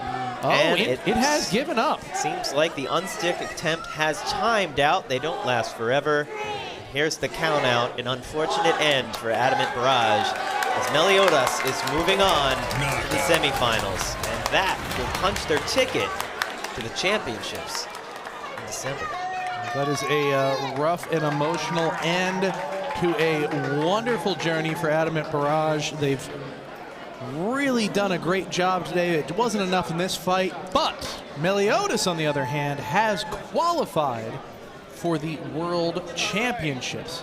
Yeah, Meliodas has qualified for the World Championship at the end of the year. Unfortunately, that means that William Marchese will not qualify. At least not today. Going into the replay, there it is, the critical moment. Boy, that is some unfortunate geometry and just not enough torque in that weapon for them to throw themselves back on their wheels. You hate to see it go that way, but sometimes that is the way it goes. Disappointing end when your robot is absolutely, completely, 100% functional, and you just get stuck in one of those awkward positions. But Meliodas making the trip up here from Ecuador worth it, punching their ticket. That's got to feel good. That's going to make the plane ride back to Ecuador a lot sweeter. Absolutely. It'd be a very not fun thing to get this close and then just have it pass through your fingers, but they don't have to worry about that now, do they? Let's go back to the desk. They can get us up to speed. Guys, take it away. All right, Ricky, no, they don't have to worry about that. They just have to worry about the trip back in December because I believe they've qualified for World Championship now. They absolutely have qualified. They'll go on to face either V1 or Saiko, depending who wins that matchup in the next round of semifinals.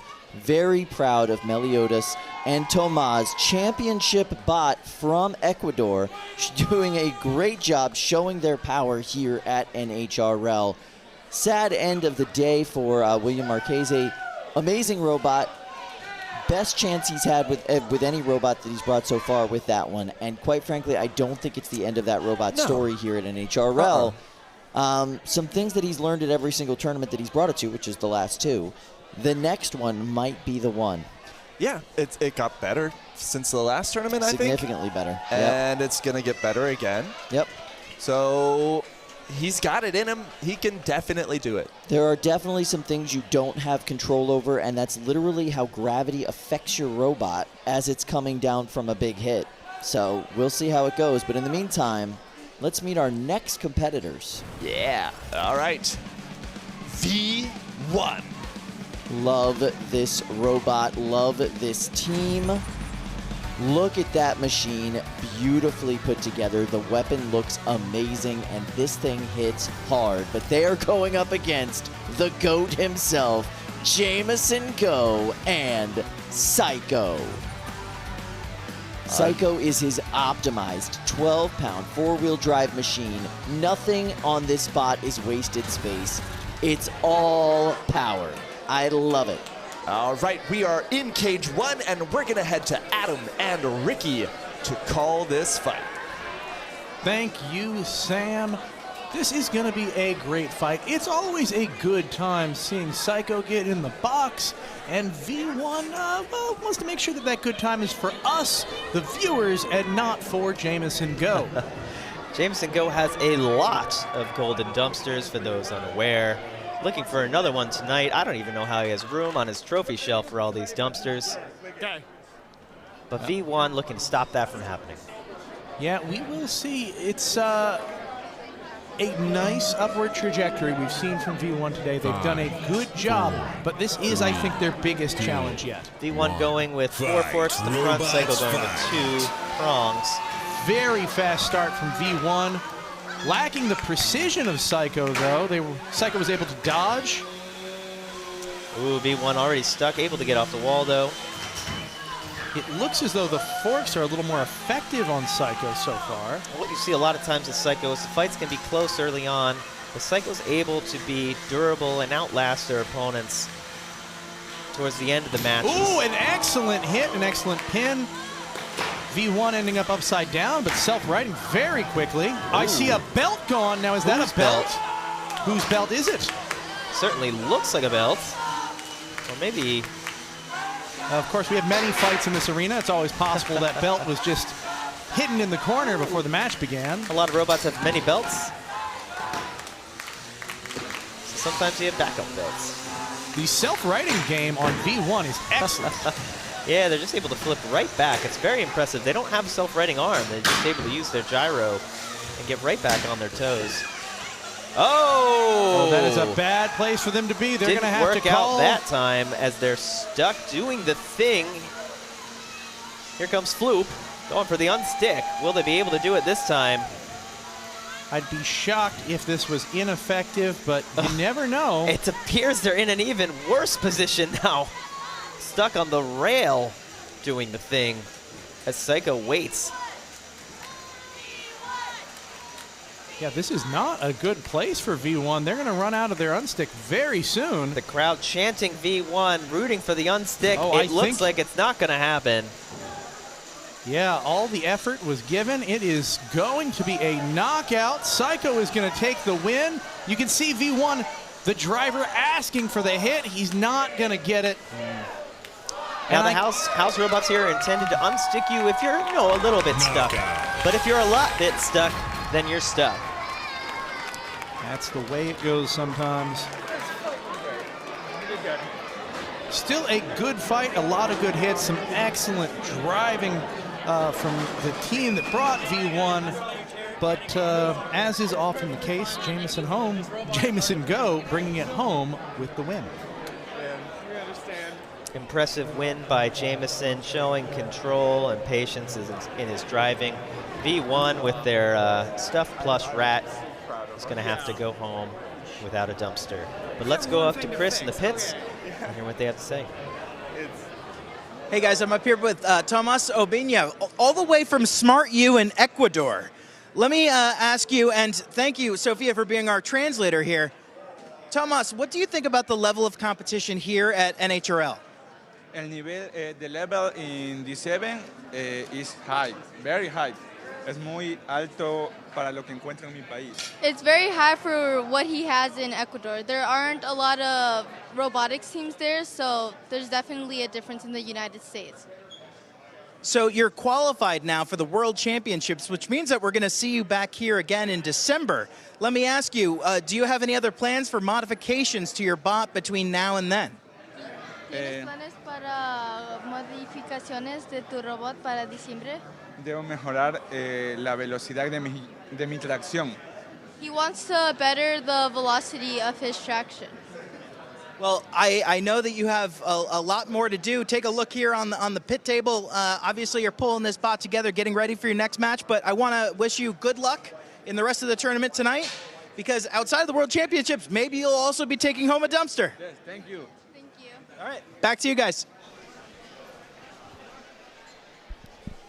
All right. Thank you, Chris. What a cool look into this Ecuadorian team's robot guts. It's always amazing to see a bot from a completely different ecosystem come test their mettle here at NHRL. And this Ecuadorian team has already qualified for the World Championships in December. Very excited to see how they do. All right. That's big. Let's go ahead and review where we're at in the brackets. We are going to be moving into the semifinal rounds next. So this is our 12-pound bracket where we have ended up. At the top of the bracket, we're going to see Zach Knight and Pramheda taking on Nelson Byros and Grim Ripper. Down at the bottom of the bracket, that's right, Meliodas and Tomas will be taking on Jameson Go and Saiko. And as a result of Saiko winning, Torrent has qualified for the World Championships as they are the highest ranked bot. After Saiko, Saiko's already won a dumpster, so that means... Yes, already qualified. Already qualified, and so that means they will qualify. So now let's go to the 30-pound bracket, see where we're at there. And looking ahead, Synthesis 30 is going to be taking on Kazaa Lite, the big spinner on synth, versus the dual flames from Kazaa. And at the bottom of the bracket, the rematch that everyone was hoping would happen today. Ares from MIT versus Emulsifier from Bots FC. To be fair, both these matchups are rematches, but they are very different bots from the last time they faced off against each other. It being March, the last time Ares and Emulsifier faced off against each other last year. A year ago. That's right. A year ago, this competition.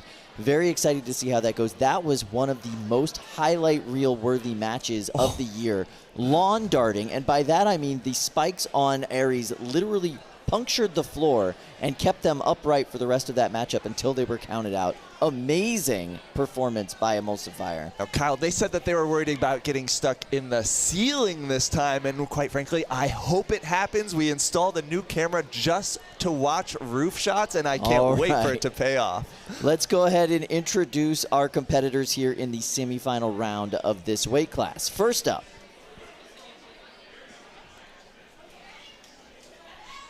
it's going to be MIT and Ares. Ryan Duarte giving you all of the pomp and all of the circumstance. This robot is absolutely dialed in, and I love this team.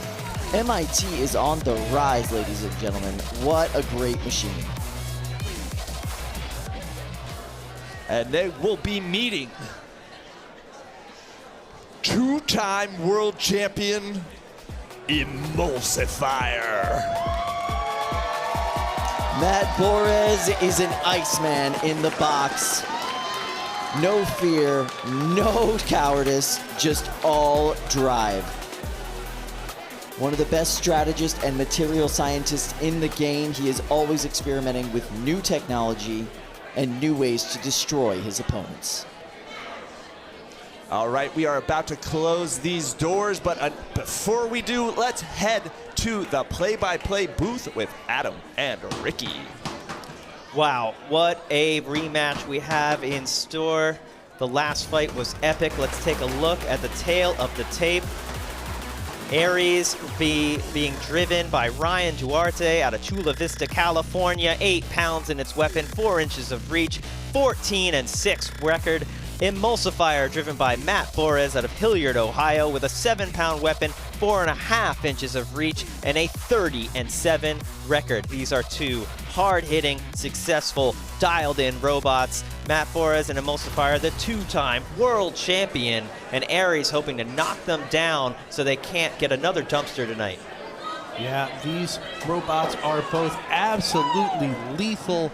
I have been so impressed by both drivers. However, Ares has had a little bit of an off day compared to some of what we've seen from them in the past. They've won, they've obviously made it this far, but it just seems like they're not as dialed in as they sometimes are. I think we could say the same thing about Emulsifier tonight, and it's crazy to say 2 robots in the semifinals have been having an off day, but here we are. 2 absolute behemoths of the sport having an off day. It is a strange March event.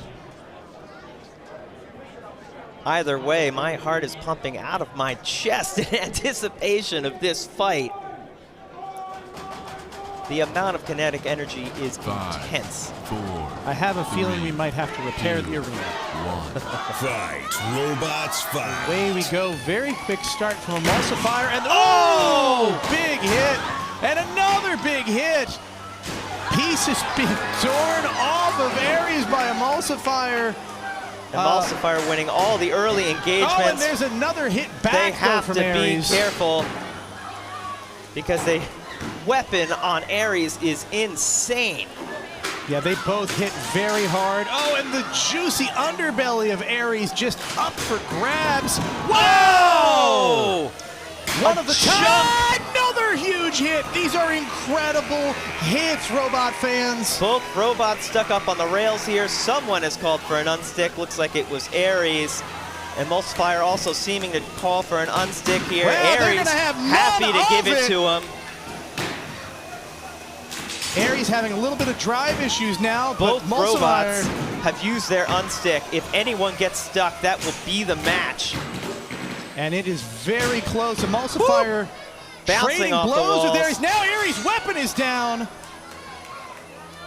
Both these robots dishing out insane hits as Emulsifier is still running at full power. This is luck of the draw. Whichever one of these robots gets a bad exchange and ends up on its head could be going home. Emulsifier within a minute and a half here.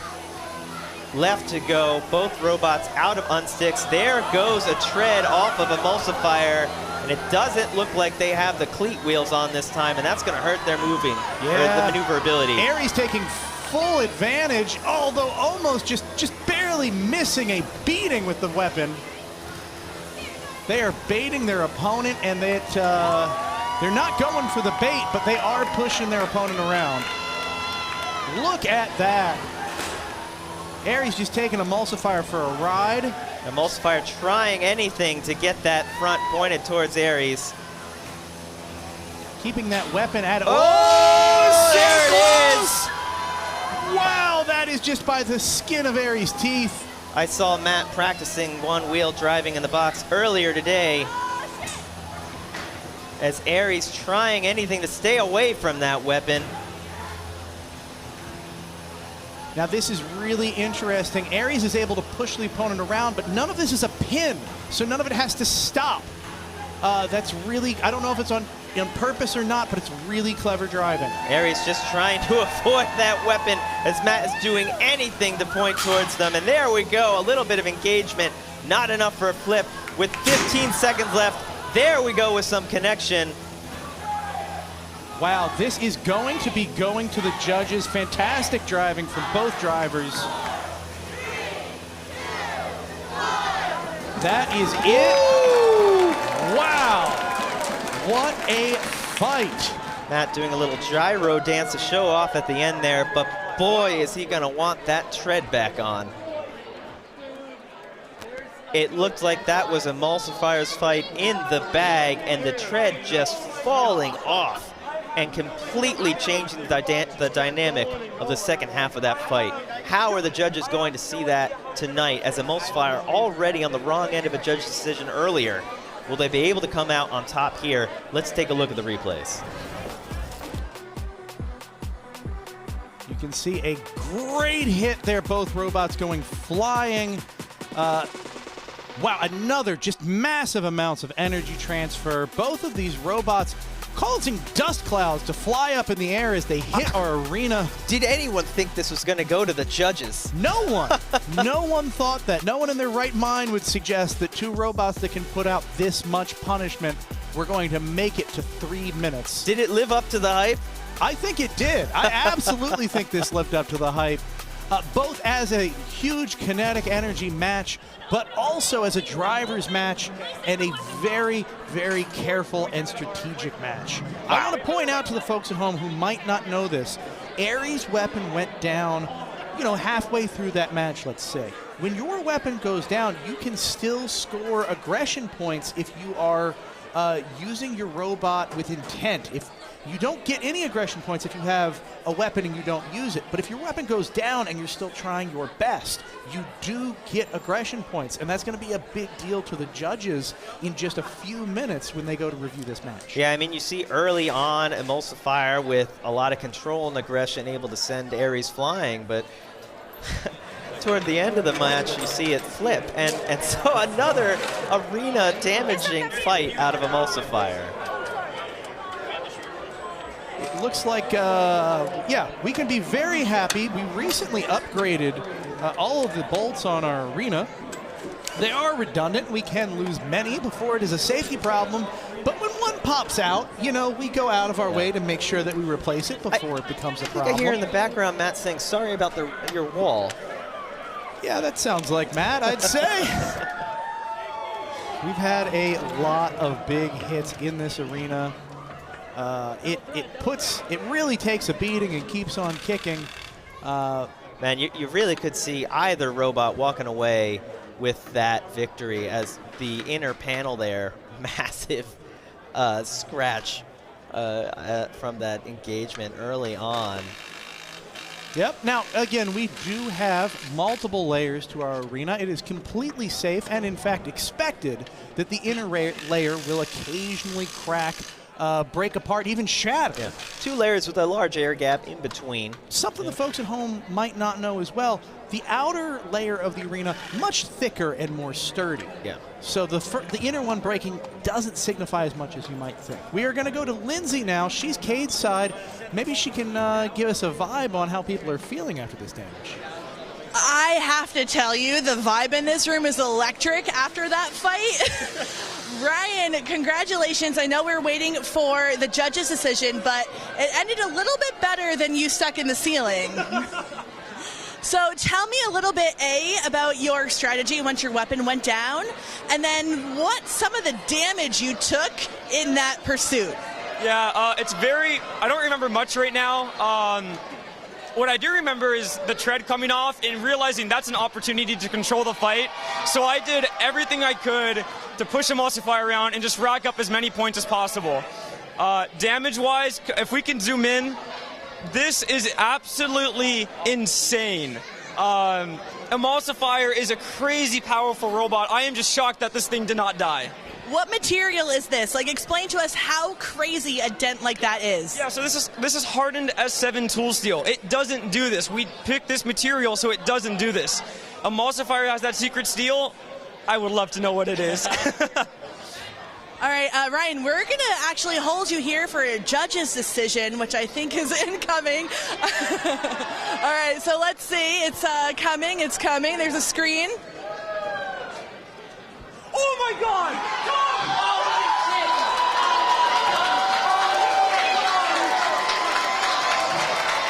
my God! Ryan!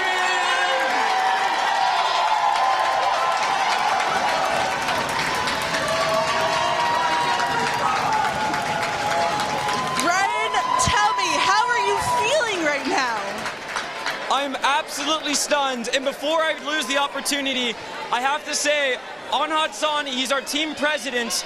He's not here right now because of medical issues, but Anhad, we're here for you. We're doing this for you. Let's go, Aries. We love you, Anhad. Anhad, this is for you, and back to you at the desk. Congrats, guys. So, you and I had very different reactions to that judge's decision. What? In my mind, wow, that was great TV, right? In your mind, what's your reaction to that judge's decision? I mean, Emulsifier broke pieces of Ares. Their weapon stopped working, and Ares scooted them around the whole time. Hey, like, listen, control and aggression is still a rubric that we have to go by in these matchups. I understand the feeling that if somebody looks like they lost a fight at the end of the fight, they probably lost the fight, right? But there are other judging criteria to go by here. Yeah, there are. I guess like a tread fell off of Emulsifier. Sure. While their weapon was spinning the whole time doing the whole time. Fun stuff, not getting scooted around. They did get scooted around. You No, know they what were I not mean, the Kyle. ones doing Whatever. the scooting in any way on that one there, Sam. So in the meantime, let's meet our competitors in the rest of this bracket. Who will face Ares in the next round? First off, Corey Nason, Synthesis 30! This is the beast of the Synthesis line. Amazing record, powerful weapon, and a absolutely indomitable driver in Corey Nason. Team Pandemonium on full display, and they are up against a bot that is truly fire. It's Kazaa Lite. Joshua Reinhardt, multi-bot, dual flamethrower, 3 tanks of butane, and each one of those robots, it spits fire hot and rich. Joshua is an absolutely amazing driver, and he has brought with him Peter Garnache to help out with this driving matchup. We're going to go to our friends in the booth. Ricky and Adam, call this fiery action. Kyle, I am so excited for this. We've got Synthesis 30 from Corey Nason. He's got a vertical spinner that he's brought from North Providence, Rhode Island. He's got a 12-9 record, but only a 1-6 record in terms of judges' decisions. He's going up against one of the sickest flamethrowers we have here at NHRL, Kazaa Lite. Joshua Reinhardt brought this from Norwich, Connecticut. It has a 1-3 record in KOs, but a 6-5 record in judges' decisions. It has been, pardon the pun, absolutely on fire today, upset after upset. Can it do it again going up against Corey Nason and Synthesis 30? Kazaa Lite at this point is my dark horse to win the 30-pound class. They have been on a roll today. Those robots are tanks, 3/8-inch thick, solid Hardox 450 frames, going up against Synthesis 30, which sometimes has reliability issues in that weapon. It's going to be hitting solid steel for this fight, and those little robots in those little robots in Kazaa Lite keep going and going. And not only that, they're spitting how many thousands of degree flames at you for the entire time. Yeah, it is going to be quite a match. You can see Synthesis 30 covered in gold foiled tape to try and repel a little bit of that flame's heat. That's a tough sell. It works for a minute or two, but once that tape starts to curl up, boy, things get toasty fast. Yeah, you know, the tape can reflect a lot of the radiated heat, but it's still going to have a lot of conduction through it. It's not always the best in that, so it helps, but you know, these robots, again, they're always running right at the edge, and that flame can just push them over the edge, and you can see those robots slow down over time, just like Kazaa Lite's former opponents tonight. Now, Kazaa Lite, a multi-bot, each half weighs 20 pounds. They get a weight bonus for running these two 20-pound robots, going up against a single 30-pound Synthesis 30. That means that when Kazaa Lite combines, they have a weight advantage, but when Synthesis 30 engages one-on-one, they have the weight advantage. So quite an interesting matchup here, as Kazaa Lite can also sort of, you know, play the team game. It's really hard to fight against. We'll see how Synthesis is able to do it. Fight, robots, fight. Great breakdown, Adam. Let's see how it works out. Neither flamethrower up to temperature quite yet, but I'm sure we'll get there. There you go. There's the first one, locked and loaded. Oh! big flames going. Now, Kazaa Lite needs to be really careful. The top of those flamethrowers are not very well armored. Look at that! Now, Kazaa Lite sometimes likes to hold their flames in reserve until just the right moment for peak emotional value of the flames. Look at the design of Kazaa Lite. It's got these little nurbles on the forks that hold its opponent away, out of danger. Look at this! Stuck up on the wall. Synthesis 30 is stuck and They're on just fire. going to flame them during the unstick attempt. They're not letting up, and they don't need to. Absolutely incredible. Synthesis is getting roasted. Kazaa Lite now going after the house robot. I don't think Floop's going to like that. You know, the house robots have a habit of overheating too, Adam. Kazaa Lite is flaming everything in its path. No fire is too much fire. The house robot and Kazaa Lite now stuck together. We're going to need another house robot to come in as Kazaa Lite is now teaming up against Floop. Oh, this is great. Remember, if you are brave enough, you can interrupt an unstick attempt. You are allowed, but you will face the full aggression of 300-pound Floop. And you know what? They've done it! They've done it! This might be the first instance of a robot holding off an unstick to secure a win in the 30-pound division. Absolutely incredible.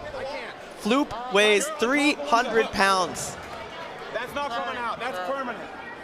Wow. Let me see. Absolutely incredible. Wow.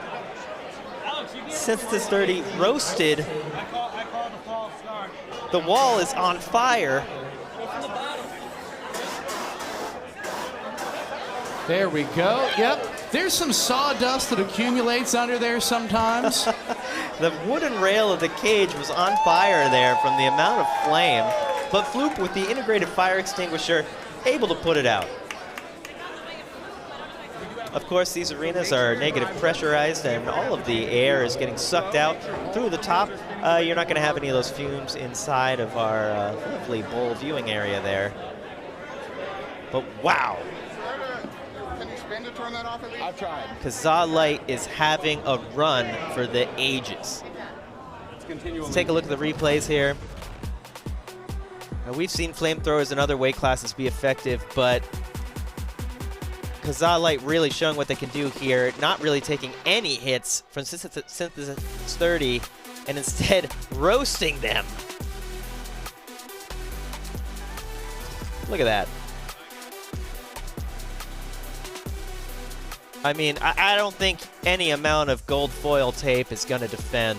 No, look at the just torrent of fire that comes off of the weapon. You can see on the arena wall, top left, there is a giant, there you go, look, it's a smattering of melted plastic that has been sprayed on the arena wall. What a beautiful celebration at the end of there, spinning in place. Let's go to Chris in the pits. Hey guys, I'm here with Gwen and Jackalope. I just saw some explosive energy come out of you just a few minutes ago, and I'm sure that we're about to see some more of that. Now, you're about to go head-to-head with Ryan Duarte and Counterpunch, which is actually a rematch. You have fought before at Mass Destruction, right? Exactly right, yeah. He took it that time, but I've got a pretty big design overhaul since then, so I'm thinking this time I have a pretty good shot of clawing it back. Now, what are your thoughts like being more of a defensive and corral and control bot versus something that can dole out a lot of hits? Yeah, I mean, the big thing that I wanted to do with Jackalope was make something that's just survivable and tanky and really, really just built to last more than anything else. It helps you with repairability, it helps you survive and actually exert what you need to win a judge's decision. But the big thing for me, like, I'm so used to doing years and years of unsticks. Years and years of just really tight, slow driving and just trying to make things really, really delicate. And it's really, really rewarding that I finally have a robot that I feel like I could trust enough that it's doing what I want it to. It trusts me, I trust it, and it's just actually all coming together now. That's fantastic. You're one match away from the final, and then you're 2 matches away from hoisting a potential golden dumpster above your head. But you've already stamped your ticket to the World Championship, so congratulations on that, and good luck. Thank you very much. I'm looking forward to it. All right, back to you guys. That's many-time head official Gwen McGuire. Absolutely amazing competitor. Love to see it. Let's talk very quickly about Kazaa Lite and Josh Reinhardt and his new driving partner, I guess you could say, in Peter Garnache, finding the audacity. They did not care in that matchup. Oh, you called for an unstick? We're going to set you on fire. Oh, your unstick was unsuccessful? We're going to wedge under the house bot and set them on fire so they can't help you. That was insane. Absolutely unorthodox, crazy driving, and just the amount of just audacity to pull that off. And they did pull it off. But you know what, Kyle? I saw after that fight ended, Synthesis drove back to the door. Not a surprise. Not a surprise. Really well-built robot, but two guys who just went out there and said, let's take this thing. Absolutely incredible. Josh Reinhardt is that guy. Let's update our 30-pound bracket right now and see where everybody is. This is going to be our final fight. That is right. Kazaa Lite and whatever is left of Ares after that last matchup. Wow, Kazaa not having to do too much repairs after that fight against Synthesis 30. Ares certainly turning wrenches upstairs after their fight with Emulsifier. Keep in mind that Ryan Duarte is being burdened by success today. He has another bot still moving through the bracket down in the 3-pound division. That MIT team is deep. He's got a full bench of teammates to help with his repairs, to help get his bots in order, and to get him to the cage ready. Well, I cannot wait to see both of those brackets, the 3-pound and 30-pound division, as we move forward. I am very excited to see how Ares stacks up against a seemingly indomitable Kazaa Lite today. Oh, I want Kazaa to go all the way. That is so exciting. The upsets that we saw earlier today from Kazaa have maybe imbued a sense of just real power within that team. They just told the house bot no. And it listened. They were like, oh, no, they called an unstick. We don't care. No. You don't get to do that. Unstick this. I am blown away by this team. In the meantime, let's go to our 3-pound semifinals. We're going to meet our first competitor. And first up, we have Impakt. This is a breakout event for Lars here, but he has been a breakout in so many competitions, recently winning Moto. He has never received gold here at NHRL. He is going for his first dumpster today. Very few things could stop him. And they're going up against The Wall Part 2. The Wall has been a competitor here for a long time, but they have not seen a bunch of success. This is Ben Paxey's robot. He is an amazing shuffler driver. He's going up against, I'd say, a guy who is peaking in driving ability and strategy right now. I can't wait to see how this fight goes. We're going to throw it to our friends Adam and Ricky in the booth to call this action. Guys, tell us what's happening. This is going to be a great matchup. Both Impakt and The Wall have given us some great fights today. Impakt with Lars Elliott at the helm from Silver Spring, Maryland, my hometown. He's got a 4-wheel drive egg beater spinner. It can move at 11 miles an hour, and it's got about 1.2 inches of weapon reach. The Wall, on the other hand, from Ben Hoxie. He's coming from Rhode Island with a shuffler drive, so he's got a 50% weight advantage. It's a much slower robot, but it has a much more potent reach. 1.5 inch weapon disc and 7 inches on that arm, so it can really hit from a distance. We've seen The Wall Part 2 use that to its advantage earlier today, but it does seem like that weapon has a bit of reliability issues. When it hits hard and is devastating. But Impakt doesn't seem to let up.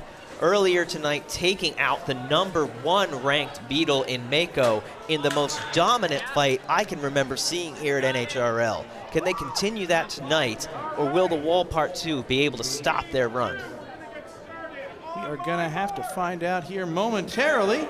I shouldn't say have to. We're going to have the absolute privilege and honor of finding out right now. Fight, robots, fight. The Wall ending up on its head very quickly. but doing a good job keeping. Oh, that is a bad place to be. That weapon arm does not seem to be functioning on the wall. A great view of the shufflers here, though. Now we mentioned earlier that the arm was having some reliability issues in their previous fight, getting stuck in the extended position. Looks like here it's unable to extend, and this could be the fight, as this is a very difficult position for Brett to try to unstick them. Yeah, it's both hard. Oh, wow! That is Impressive. fantastic. But that will be their only unstick. If the wall ends up upside down again, this will be game over against a vert as powerful as Impakt. That is tricky. Oh! But the arm is working again, just barely, but it is working. Wow! Can it do it again? Can the arm work again? No, it can't. Intermittent weapon issues. Again, great view of the shufflers here with that cleat system. Really impressive, but not so functional upside down.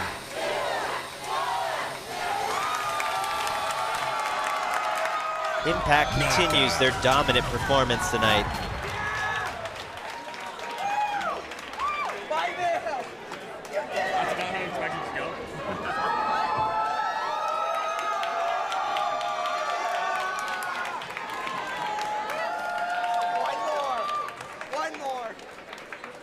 You can hear them chanting one more, and they are right. They are on the absolute edge of glory.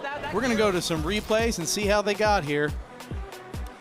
You can see the fork game on the wall working great until it doesn't, and then it's just hit after hit by Impakt. Unable to deliver one of those blows to the top or underside of Impakt and just getting knocked around. Unable to self-right with that intermittent arm issue.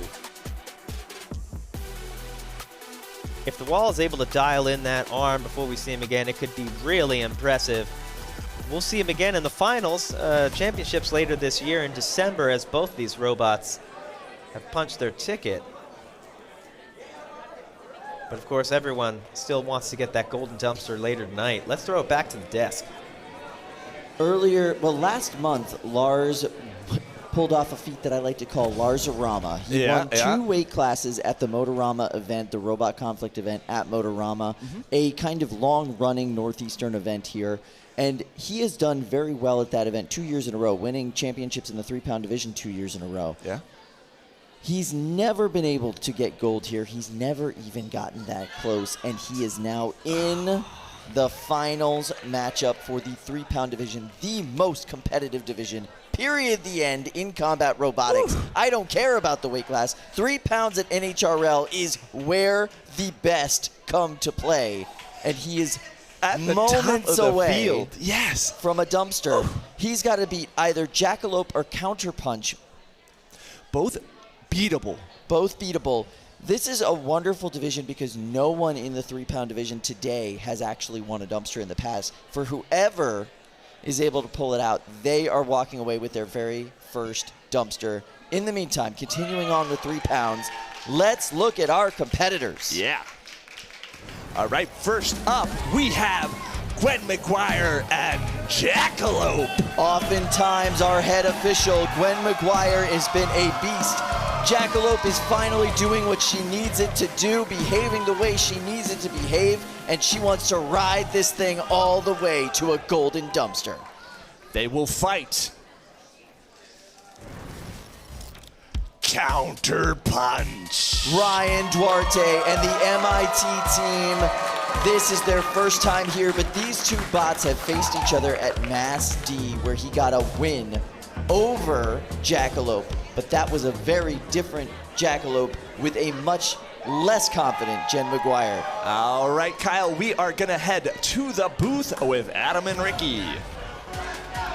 Let's jump right into the tail of the tape. We're going to start the opposite we usually do. We've got Counterpunch on the right here from Ryan Duarte, Chula Vista, California. 0-0 record for today, before today, because they've never been here before. Today, though, they've racked up 6 wins and only 1 loss. They're going up against Jackalope from Gwen McGuire.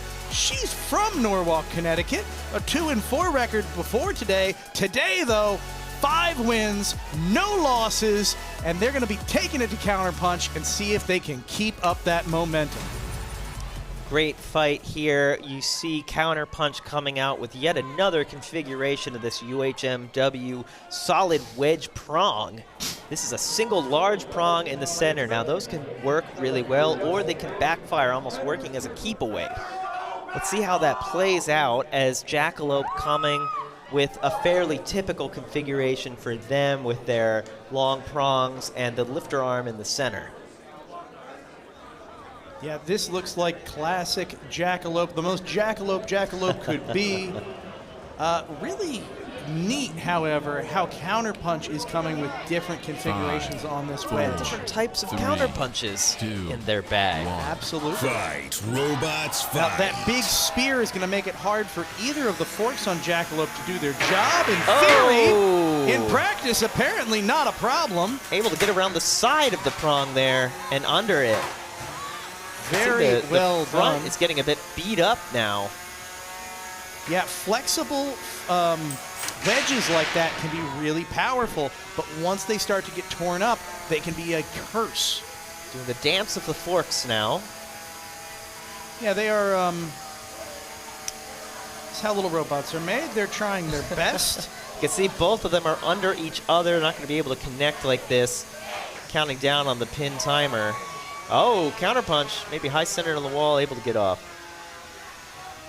I believe they counted that as a pin for Jackalope. Yeah. You can see when that happens, Jackalope seems to be getting the better of the drive power with the four-wheel drive, all wheels in the ground, just able to shove Counterpunch around. Very effective use of the flipping mechanism on Jackalope.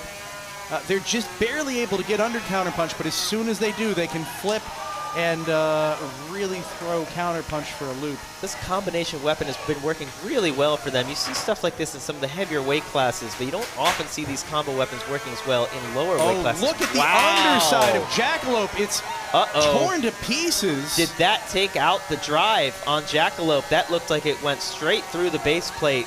Not where you want to get hit. That was a dominant performance by Jackalope, but it seems like that's taken out their drive. Are they going to request an unstick here? I have to imagine so. Don't know that it's going to work. I don't know if there's anything to be unstuck, but it's worth it to try. You can see it almost looks like they're twitching. Maybe this just goes to show, like, it does not take much for the tides to turn. One hit in the right place, and Counterpunch looks like they're going to take home the victory after Jackalope was dominating the first half of this fight.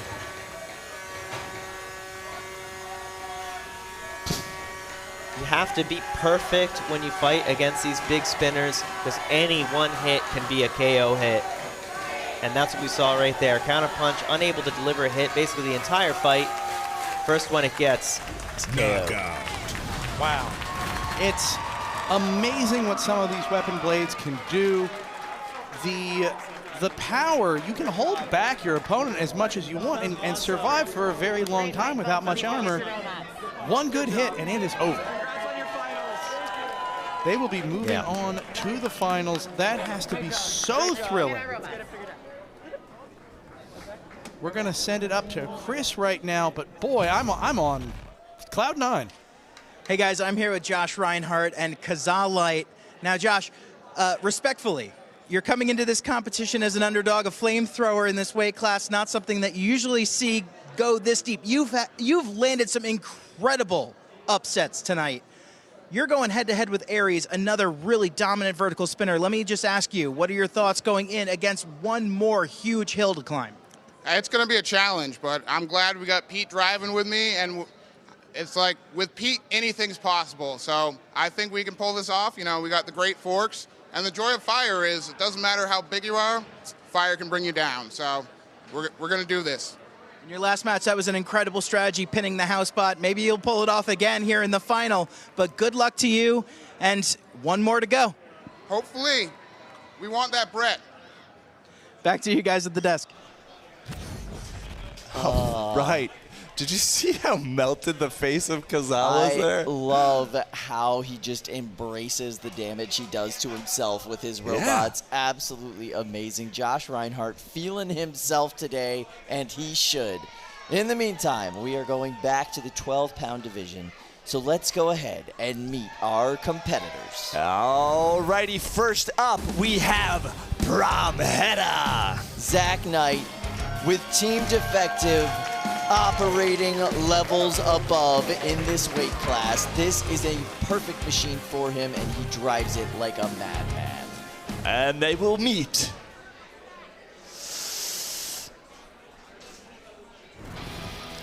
Grim Ripper. This is Nelson Byros. It's an old school design with a new school twist. It's spooky, it's fun, and he drives it beautifully, taking out bottom wheels, bottom plates, and just leaving his opponents in a husk. I love this robot. Nelson is a phenomenal competitor.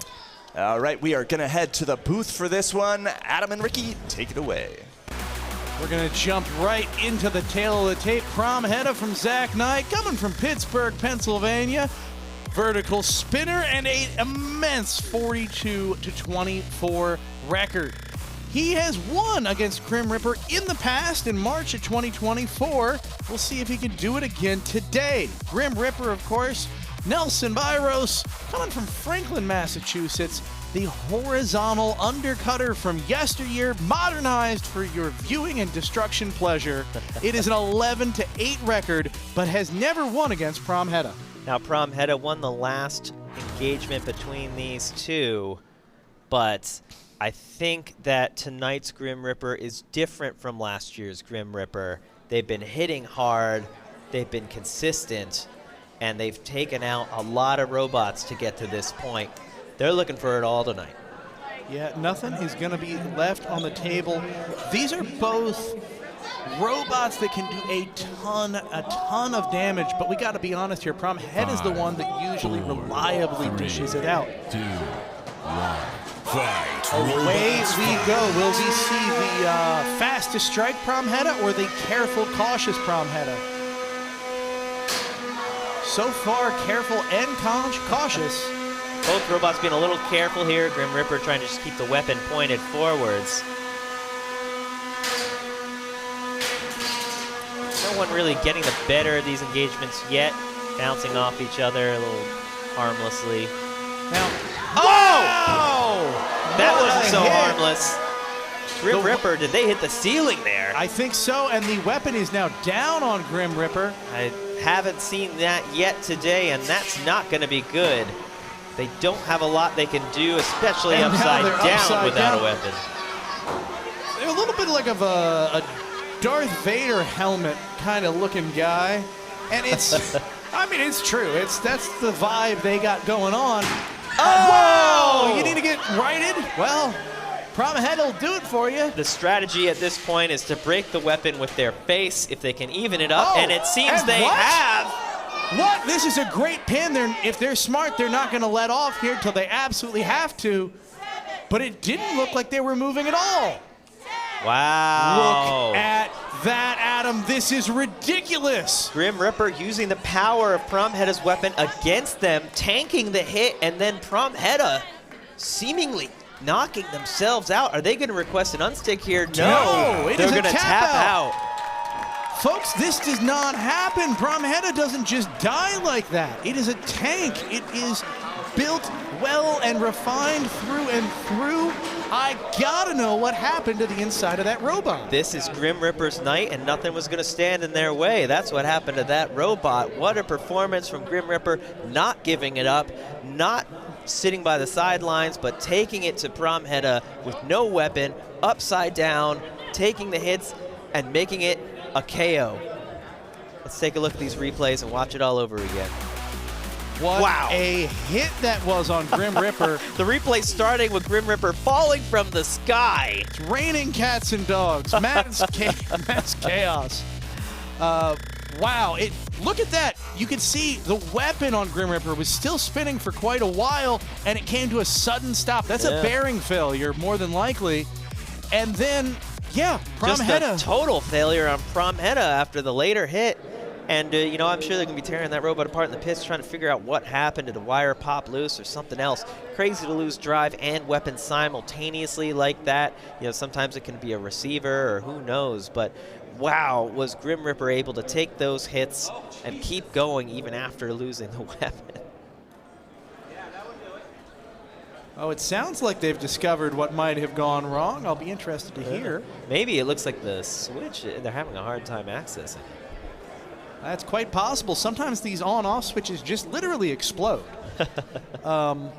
It's amazing the forces that go into these robots. Things that you don't even know are breakable will come out just in shambles. And when you hit an opponent, you're also going to get a lot of the force of that hit. Now, Vert can brace themselves against the ground when they send an opponent into the sky, but they're still going to have that force traversing through the robot. It's sending vibrations through every component, and you have to, take those hits yourself. And sometimes you do more damage to yourself than the opponent. That happened that time to Pramheda, and that's why you never give up. Right there, Grim Reaper showing determination paying off. Yeah, I gotta think that there's at least a couple builders in the building looking at how that match went and saying, man, I don't know if I should have tapped that last time. We're gonna go to Lindsay. I think she's got some more information for us. Lindsay? Hi, I am standing here with Nelson Byros, who is the builder, driver, designer of this robot. Now, I just asked you, this is the farthest you've ever gone in a competition. You've been grinding for a long time. What does it take to get here to this part? It's iteration. I mean, it's looking at other bots, seeing what they're doing, see what they're doing right, what's doing wrong, in a supportive family. I mean, honestly, it's just, I wouldn't be here without my family to help me out, so. Yeah, your family is right here alongside you fighting. Now, figuratively. So tell me, when you were in that fight, your weapon went down fairly early, and that I'm sure changed your strategy. What was your approach after your weapon went down? How were you feeling? I knew I just had to get him pinned. I needed to hopefully get his weapon stopped. Breaking his weapon switch was perfect. I took that as a good thing. Nelson, congratulations. You are one fight away from the golden dumpster, so best of luck to you. Go back to the pits, figure out what you got to do. I got some work to do, so. All right, not a moment to spare. Well, good luck, into the desk. All right, let's go ahead and meet our next competitors in the 12-pound weight class. We will find out who Grim Reaper is facing in the finals. First up, we have Meliodas. Meliodas, that's not Meliodas. That is Jameson Go and Saiko. Jameson Go, the GOAT in this sport, already qualified for the World Championships. He is here for a dumpster in this weight class. This is an optimized four-wheel drive vertical hitting machine. And their opponent is actually Meliodas. Brought to you by Tomaz. This is the team from Ecuador. Absolutely dominant performances all day today. This is a championship bot in Ecuador trying to test their mettle here at NHRL. Already qualified for the World Championships. Let's see how they stack up against the GOAT. All right, let's go to Adam and Ricky in the booth to call this action. Excited too, Kyle. This is going to be a great fight. Meliodas from Tabas Cobana, coming from all the way from Ecuador. Incredible distance and an incredible robot. Can drive at a staggering 22 miles per hour with a 250 mile per hour weapon speed. He's got 6 pounds in that little drum. That can really pack a punch. He's going up against Saiko from Jameson Go. Drove in from Cambridge, Massachusetts. It's a little bit slower robot, moving at 15 miles per hour, but spins that 2.7 pound weapon at 300 miles per hour. That is a huge, huge amount of energy. Do not let the lighter weight fuel you. That can mess you up. Meliodas has been causing a lot of havoc today, coming in from Ecuador. But Jameson Go has been causing a lot of havoc here for years. Let's see who's able to come out on top. Two very similar looking robots, although Meliodas with the classic kind of, you know, Central South American vibe in the build of their robot, going up against Saiko a little bit lower, a little bit more compact. Let's see who's able to come out on top. Robots fight. And away we go. Oh, Meliodas off to a very, very slow start. Doesn't look like quite 22 miles an hour yet.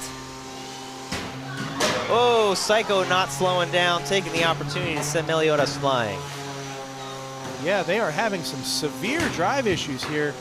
Wonder what's going on. It looks like the robot may be reversed as well. They're driving backwards. Not the Meliodas that we have seen so far tonight, I don't think.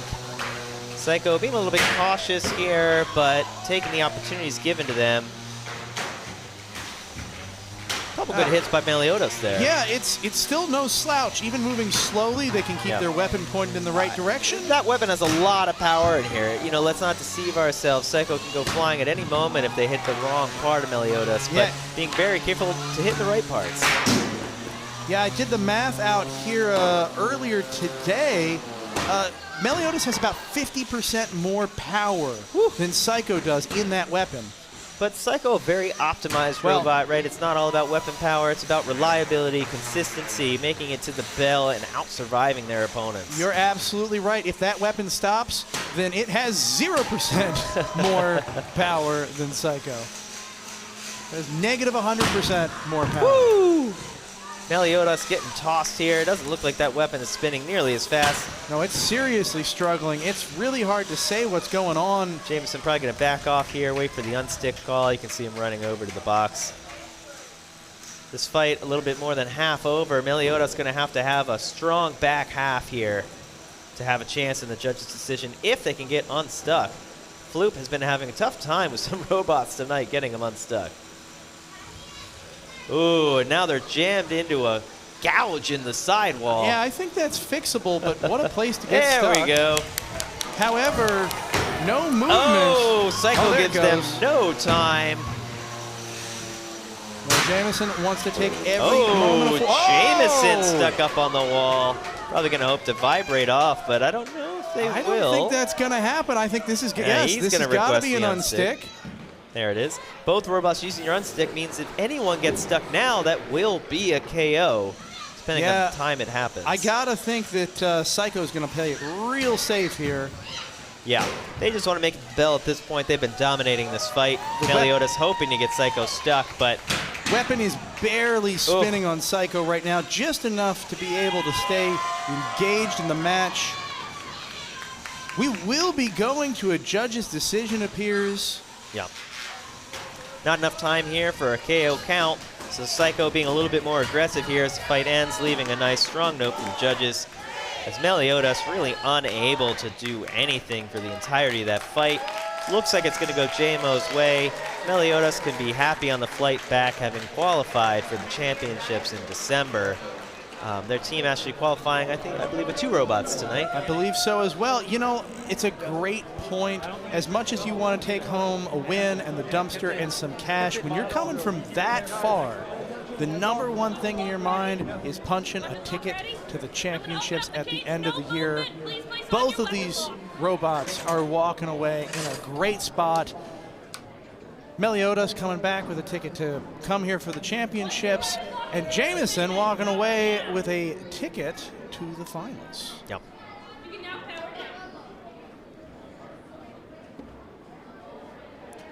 We're going to go to Chris up in the pits. He's going to tell us what's going on. Hey guys, I'm here with Lars Elliott and Impakt. Lars, twice before you've made it to the final match of the night, yet you do not have a dumpster.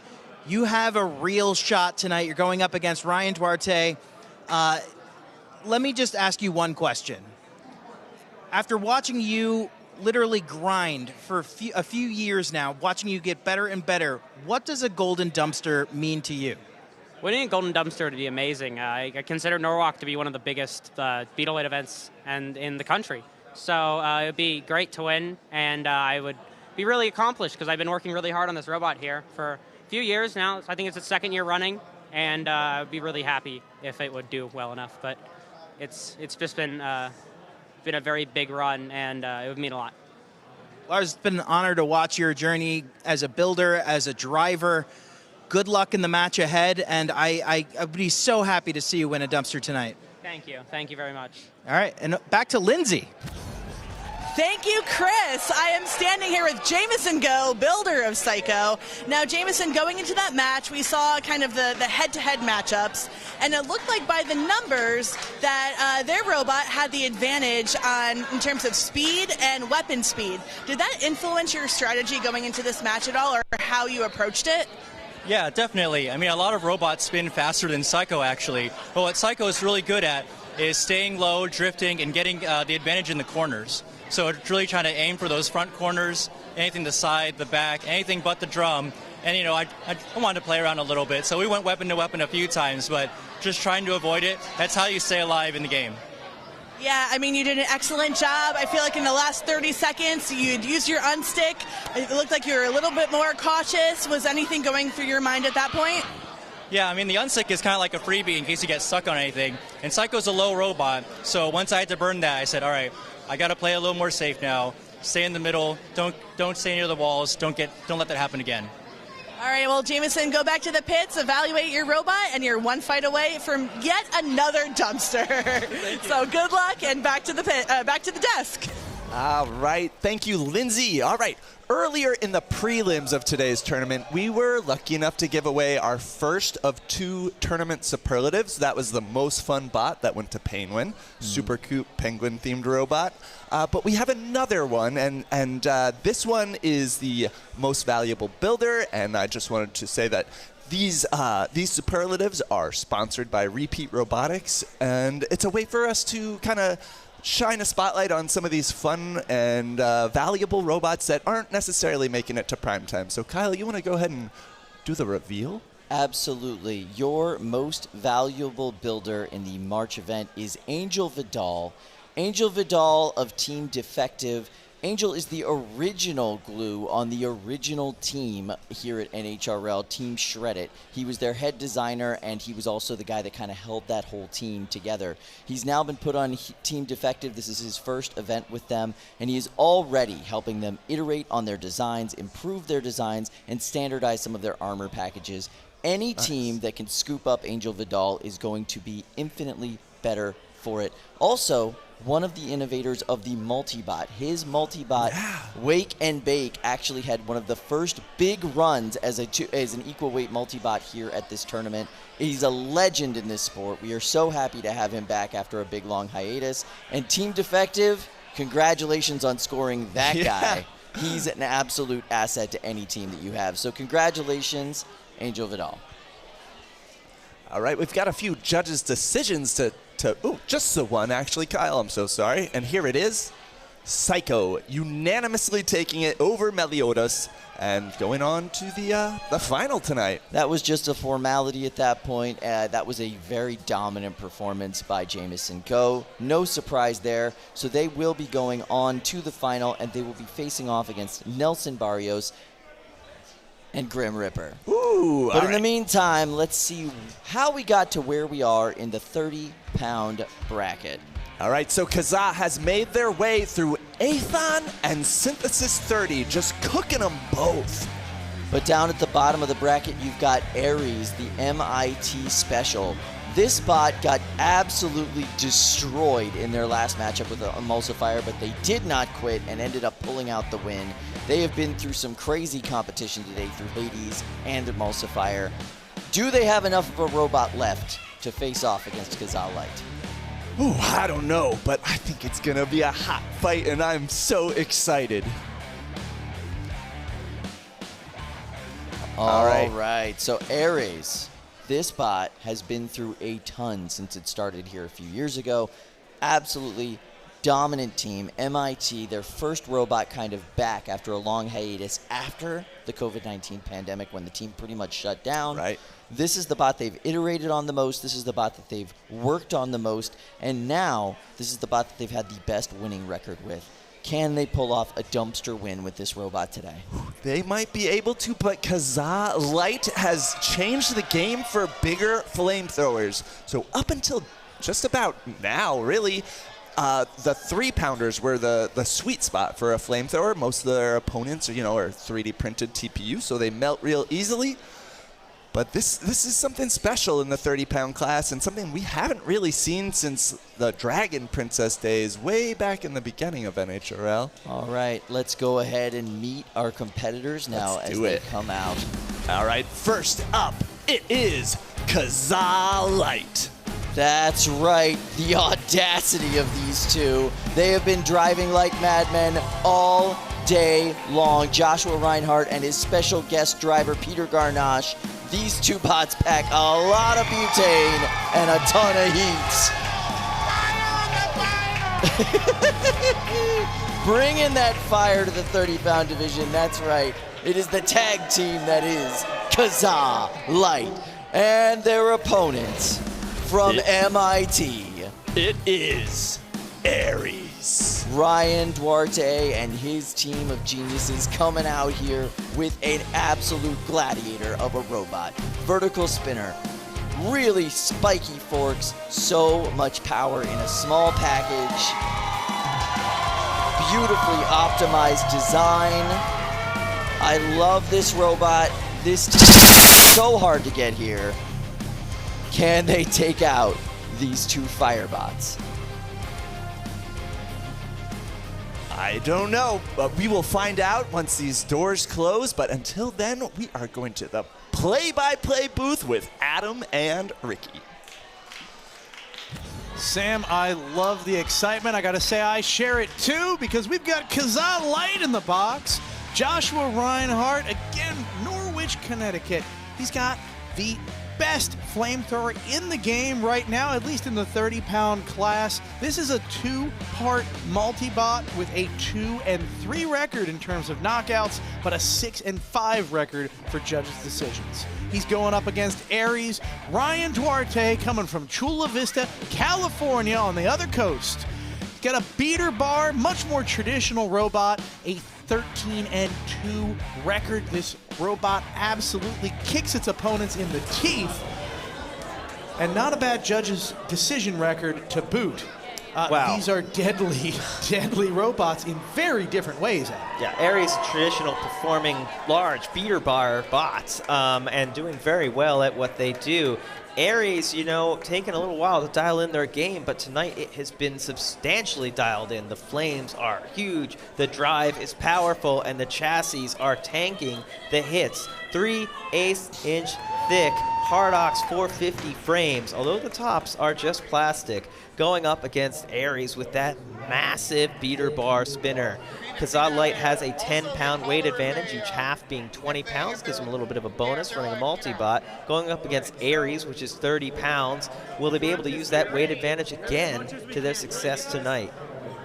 We are going to fire out. Yeah, we are going to fire out. Look at Aries. It is completely covered in foil tape. They're going to hope that that gives them a little more resistance to the flame coming out of Kazaa Lite. Is it going to work? I don't know. Neither do they, but we're going to find out. It works a little, but there's a lot of flames on Kazaa Lite. Robots Away we go. You can see Aries not quite knowing where to go in those first exchanges. And the barbecue has begun. Oh, that's not where Kazaa wants to get hit. Oh, absolutely just brutalized in that exchange. The fork of Kazaa Lite being damaged there, and now they are sort of stuck up on the wall. Oh, but Aries is upside down. This is a great point for Kazaa Lite to strike. They got to be careful with that plastic top. There it is. That's the barbecue that Kazaa Lite wants to deliver. Look at that. Pieces are flying off of Aries. Yeah, like a little bag of vegetables on the grill there, wrapped in foil. Look at it. It's smoking. The fireproof tape is on fire, Adam.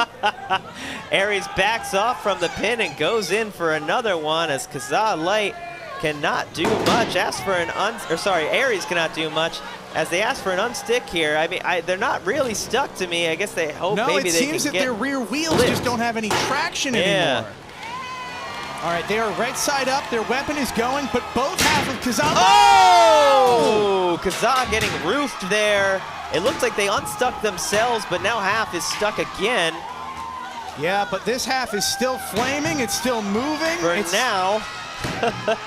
Wow, these are some big hits. It's amazing that Kazaa Lite is still moving and still, well, it stopped breathing fire, but I think that's intentional. Aries now trying to chase after them without a weapon. Kazaa Lite trying to unstick themselves. I wonder if they're going to request an unstick here. It appears that they have, yeah. That's a smart move, I think. They're going to want both halves. Oh, but Aries kind of getting in the way of the unstick here. We've seen this earlier tonight, and there come the flames. Ironic that Kazaa Lite earlier stopped the unstick.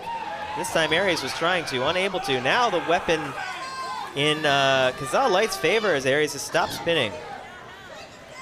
Yeah, so far anybody's game, but I gotta say that Kazaa Lite has the advantage going into the rest of this match. 1 minute of flames on Aries is not gonna be fun for them.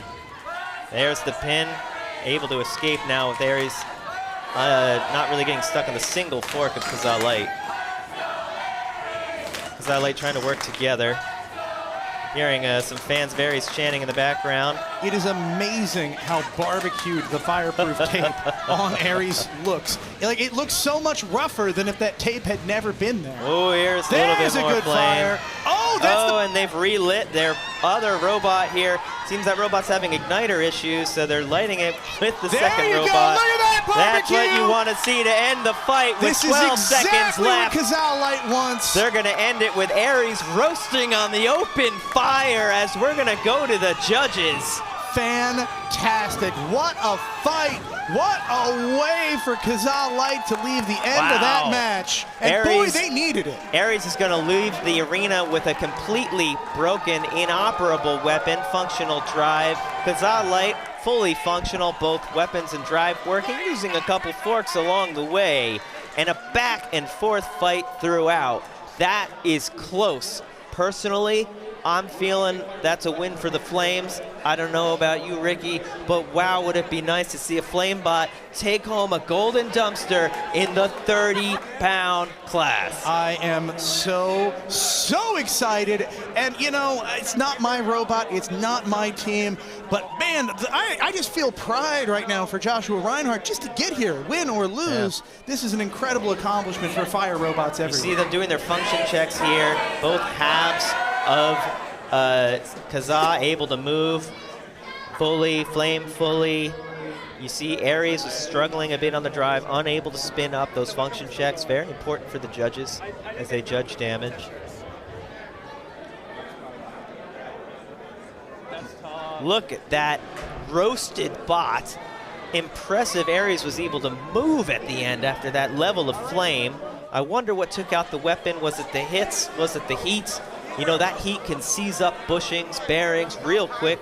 It can loosen your belts as they expand. It can overheat your controllers. Flamethrowers can do things that you would never, ever expect to be a problem. We're going to go into a replay here. You can see there are some good hits, but that tag teaming, that double teaming there of Kazaa Lite, able to get both flames on their opponent multiple times, even with the forks missing. And when I saw the forks come off, I thought that was the end for Kazaa Lite, because look at this flame tornado on the front of Aries. Never surrender. The flame-proof tape lighting on fire here.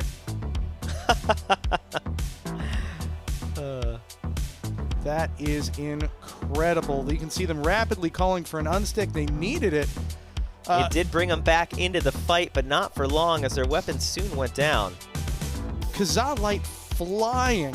I want to touch on a point you made earlier. Kazaa Lite is made up of mostly 3/8-inch hardened steel. There are weapons in this class that are made from less metal. Things that you're beating other people with can be less heavy duty than the chassis. That would be thick armor on a heavyweight 250-pound robot, let alone 220-pounders. It's insane. Full ring of 3/8-inch thick steel. I'm ecstatic. I can't wait to see what happens. We're going to go to the desk, and they're going to keep us on the edge of the seats till then. If your 30-pound final has to go to a judge's decision, that is how you do it. That was absolutely amazing performances from both teams. Ryan Duarte's mom is here. She can be very proud of her son's performance in that matchup. But, oh my gosh, they have so much work to do on that robot. It is a crisp totally burnt. I'm pretty speechless. That was amazing. I'm so excited that it even happened like that. That Kazaa made it all the way to the finals and kind of might have done it. I don't know. If you just tuned into 1 minute of any minute of that fight, you would have a completely different impression of who won. Because there was moments where Kazaa was just dominating. There were moments where Ares was just throwing them into the walls over and over and over again. The judge's decision is finally in. All right, we're going to see it right here over the competitors. Okay.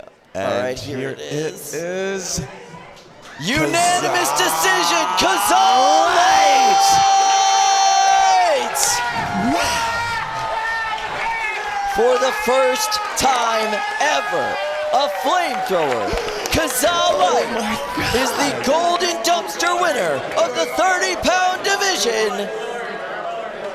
Already qualified for the World Championships and taking home their first Golden Dumpster, Joshua Reinhardt, Peter Garnash, Kazaa Lite. Amazing performance. They beat so many good robots today. That was awesome. We kept calling it an upset, but at the end of the day, it wasn't an upset. They are just that guy. That was absolutely incredible performances from them all day long. That last fight was a struggle, still pulling out the judge's decision in the end. Amazing performance. Congratulations, Joshua Reinhardt.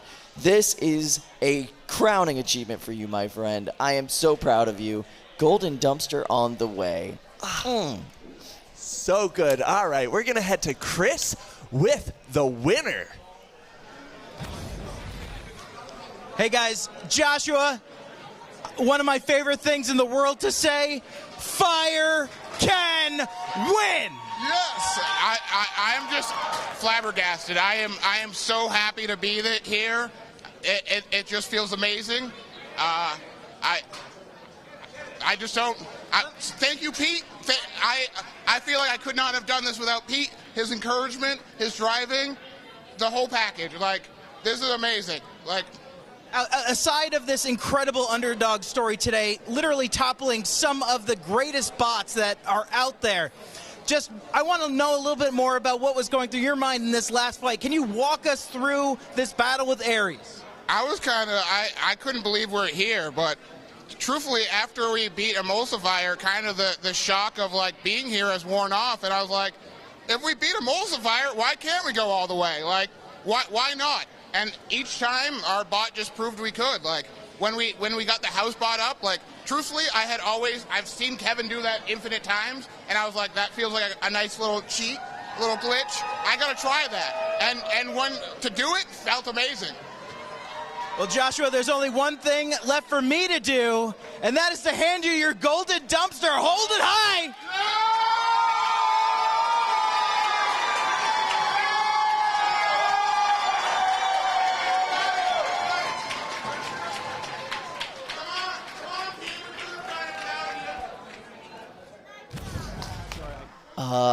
Yeah, that's what happened. He got the audacity. You beat Emulsifier, and you feel the audacity to win this whole thing.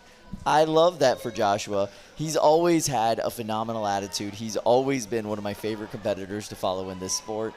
But man, that Cinderella story today, we're going to be talking about that, and there's going to be highlights or reels about this for a long time. That was a lot, Kyle, and we still have 2 more finals to go. Absolutely, but what a way to start the round of finals. That 30-pound division killer today. Joshua Reinhardt taking home the dumpster. Well deserved. All right, let's go to the 3-pound bracket. All right, we can see Impakt made it to the finals by defeating Mako in the first round and the Wall Part 2. I don't think they took much damage in either of those fights. I think they are coming prepared for this next one. This is Counterpunch. This is an MIT robot, and yes, it is the second robot that Ryan Duarte has pushed through to the finals today. With Ares in that last fight, and now Counterpunch in the 3-pound division. This is Impakt's third chance at getting a Golden Dumpster. But this Impact is very different than those Impact, and I am very excited to see how this fight goes. Let's meet our competitors right now. All right. First up, we've got Impakt. There he is, Lars and his buddy Chris. He's got a bot that will do what he says, and what he says is incredible. He's a very intuitive driver, and he's been throwing these really intelligent strategies behind absolutely amazing reflexes. All right, and he's going up against Counter Punch. Ryan Duarte coming right out again. This MIT team has been on a tear here lately. His mom's here to support him. Will his mom see him go home with a golden dumpster in the most competitive division in any combat robotic sport? All right, let's head to the booth to call this 3-pound final action. I'm going to jump right into the tail of the tape. Lars Elliott bringing Impakt from Silver Spring, Maryland. It's a beater bar with a 27-9 record. It's been fighting here since August of 2023, and today it's going up against Counterpunch. Ryan Duarte from Chula Vista, California is bringing his vertical spinner with a 7-1 record. And guess what? That entire 7-1 record, it happened today here at NHRL.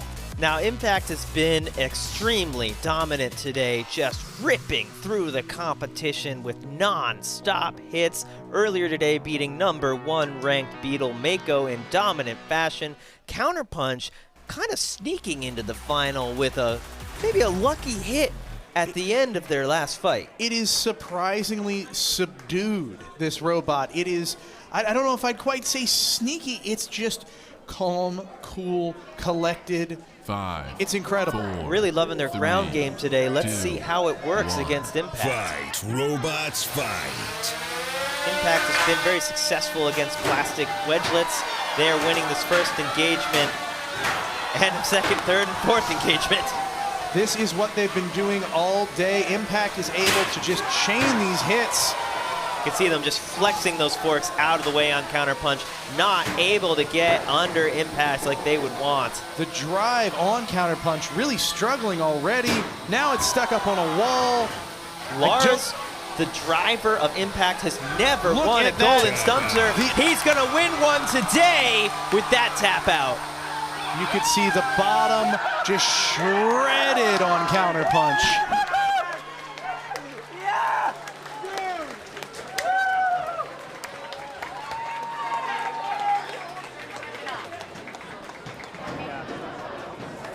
First golden dumpster for Lars Elliott. That has to feel good.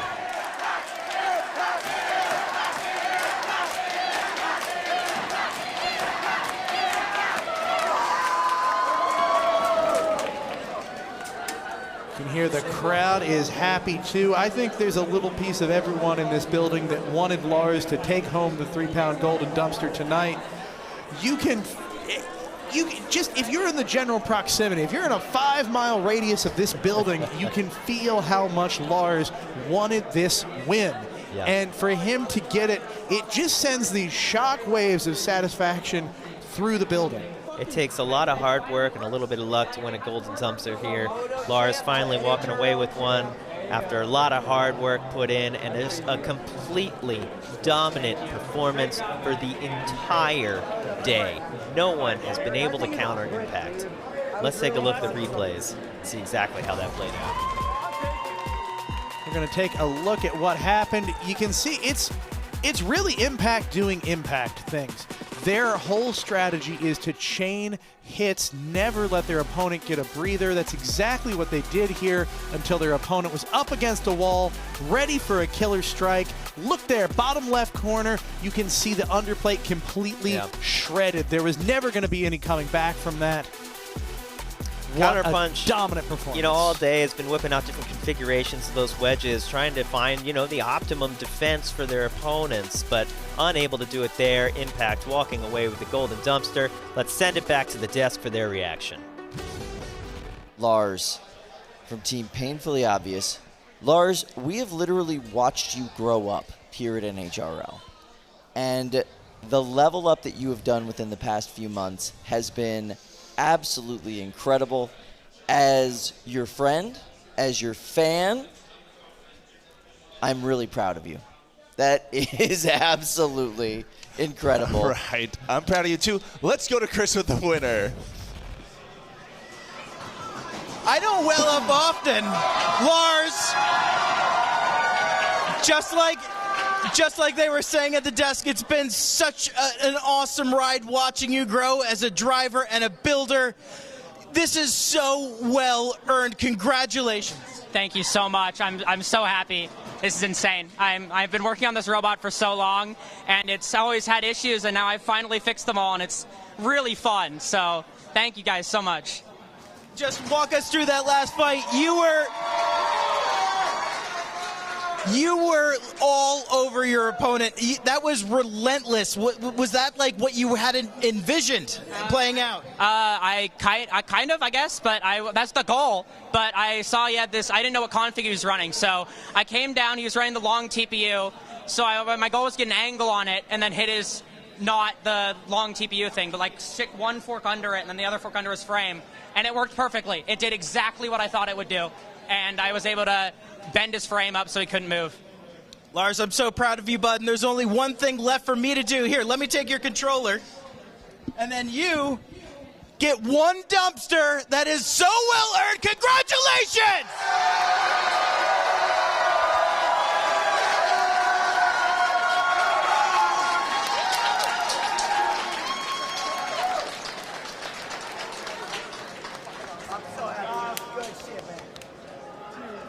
Incredible. All of his teammates from Team Painfully Obvious there to support him.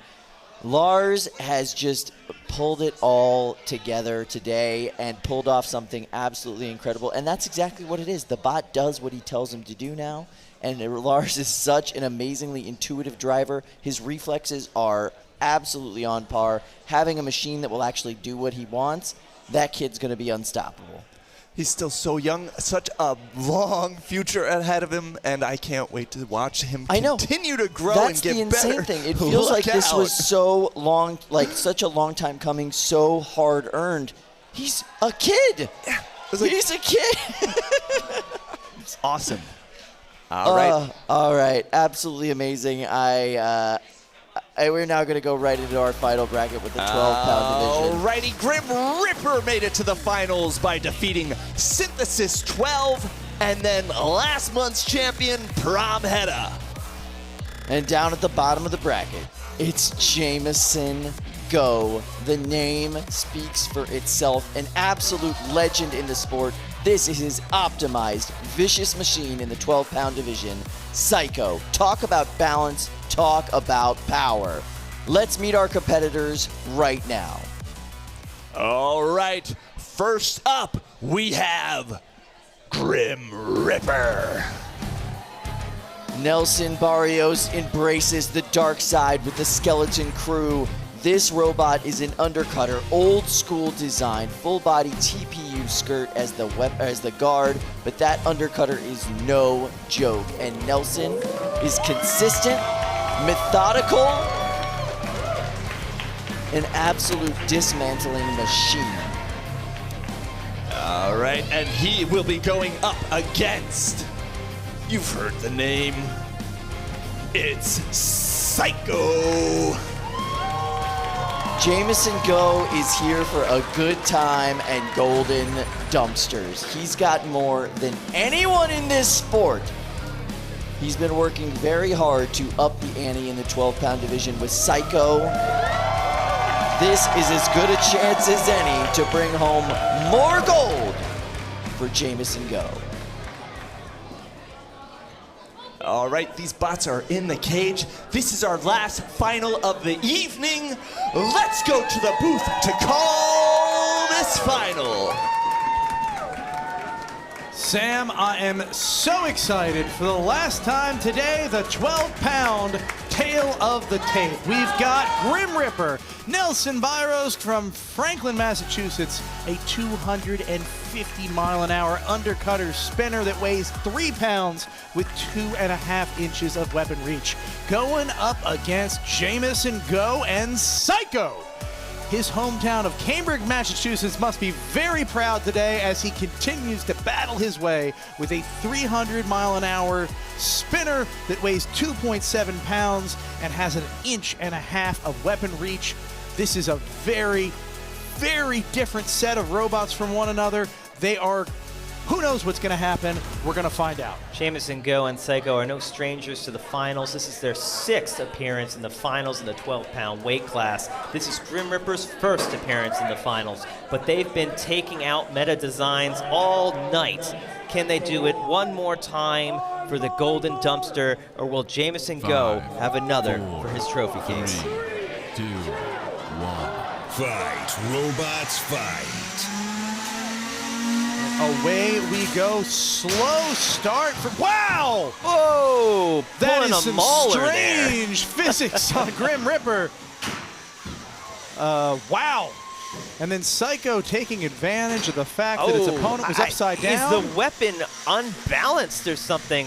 This is getting funky. Something strange has happened. Maybe they won't even try and self-right for fear of that happening again. Oh, an interesting overcutter configuration now, potentially taking out the bearings on Saiko. Looks like they took out the bunny ears. That is a high centered. We're going to see if they can get themselves free. I don't think they'll be able to. Yeah, we're going to have an unstick here momentarily. Now Saiko's going to try and give him the unstick, and now, ooh, maybe a little more stuck. That is a difficult position. Loop is trying hard.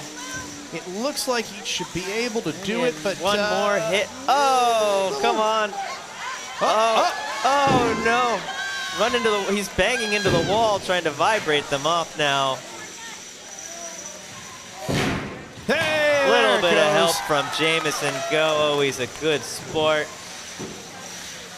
Grim Ripper upside down. Having a little bit of drive issues in this position.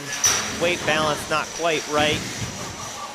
As they are, I don't know what's happening. I don't know. We haven't seen these kind of physics in the past from Grim Ripper. They've got to get themselves away from the walls.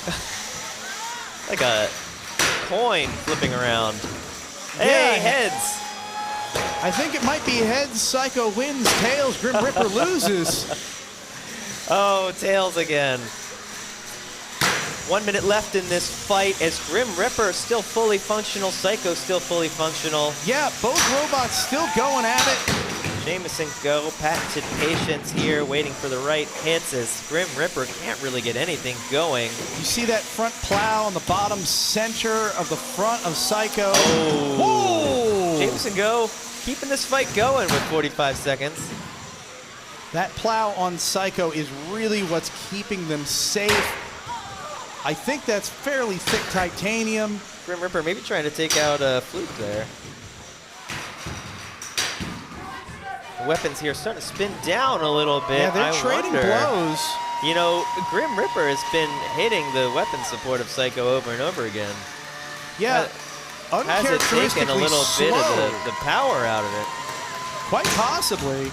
Wow, some big hits here from Grim Ripper to close off the fight with 10 seconds left, trying to show off for the judges. Yeah, this will be going to a judge's decision, and I gotta say, Grim Ripper has really pulled back my confidence in them, but is it gonna be enough?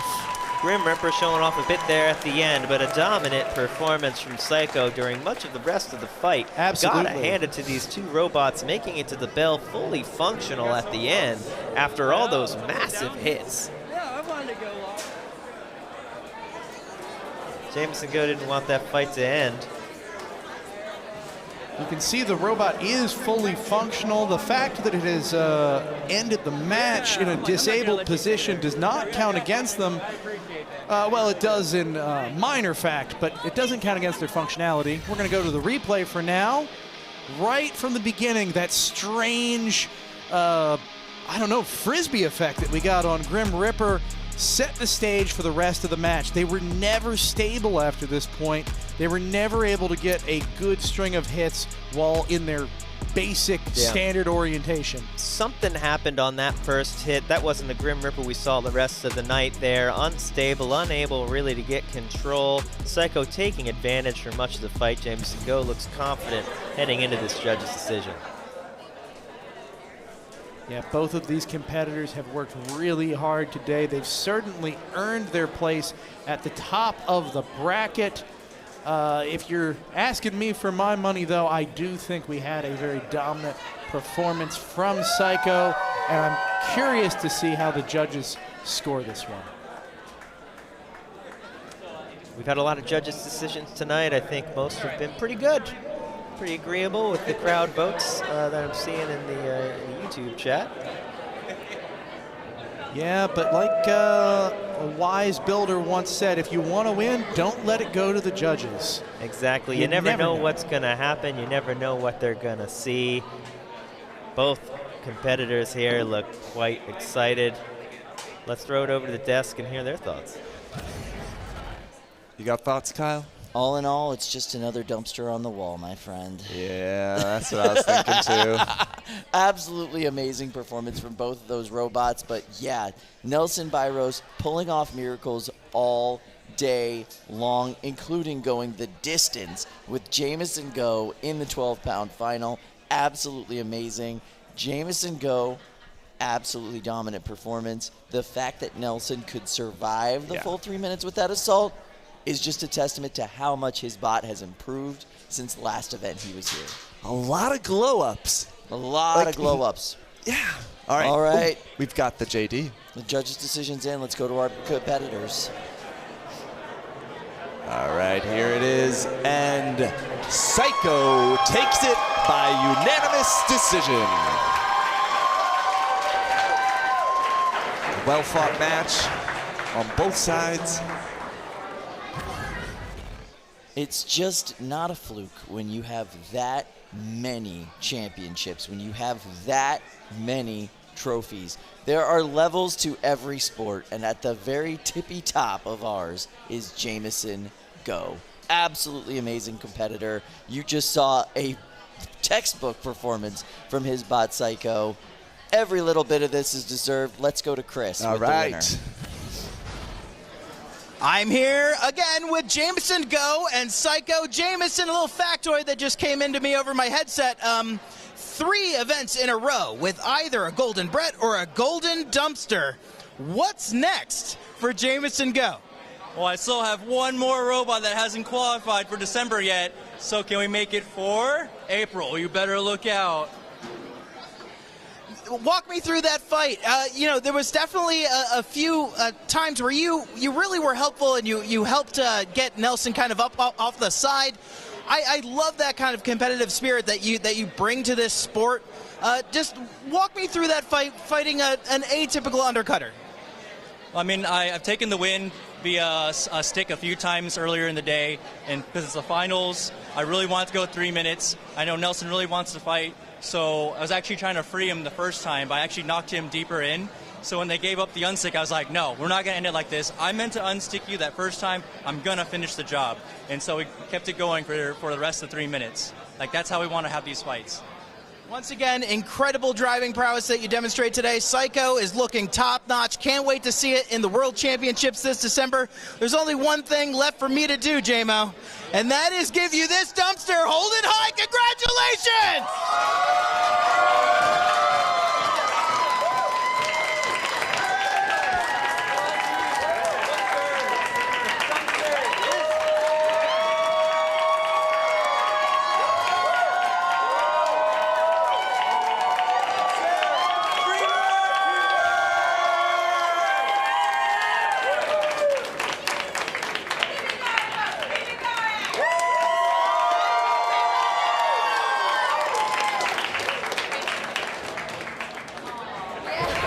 All right, ladies and gentlemen, thank you so much for joining us for this qualifying event. We are so happy to bring you these fights. Listen, if you want to be up here, if you want to win a golden dumpster, you just go to NHRL.io, learn how to compete with us. It would be absolutely amazing to have you. Thank you to our crew. Thank you, Sam. so much. We love you. April 5th, we will see you then. So long, and fight, robots, fight.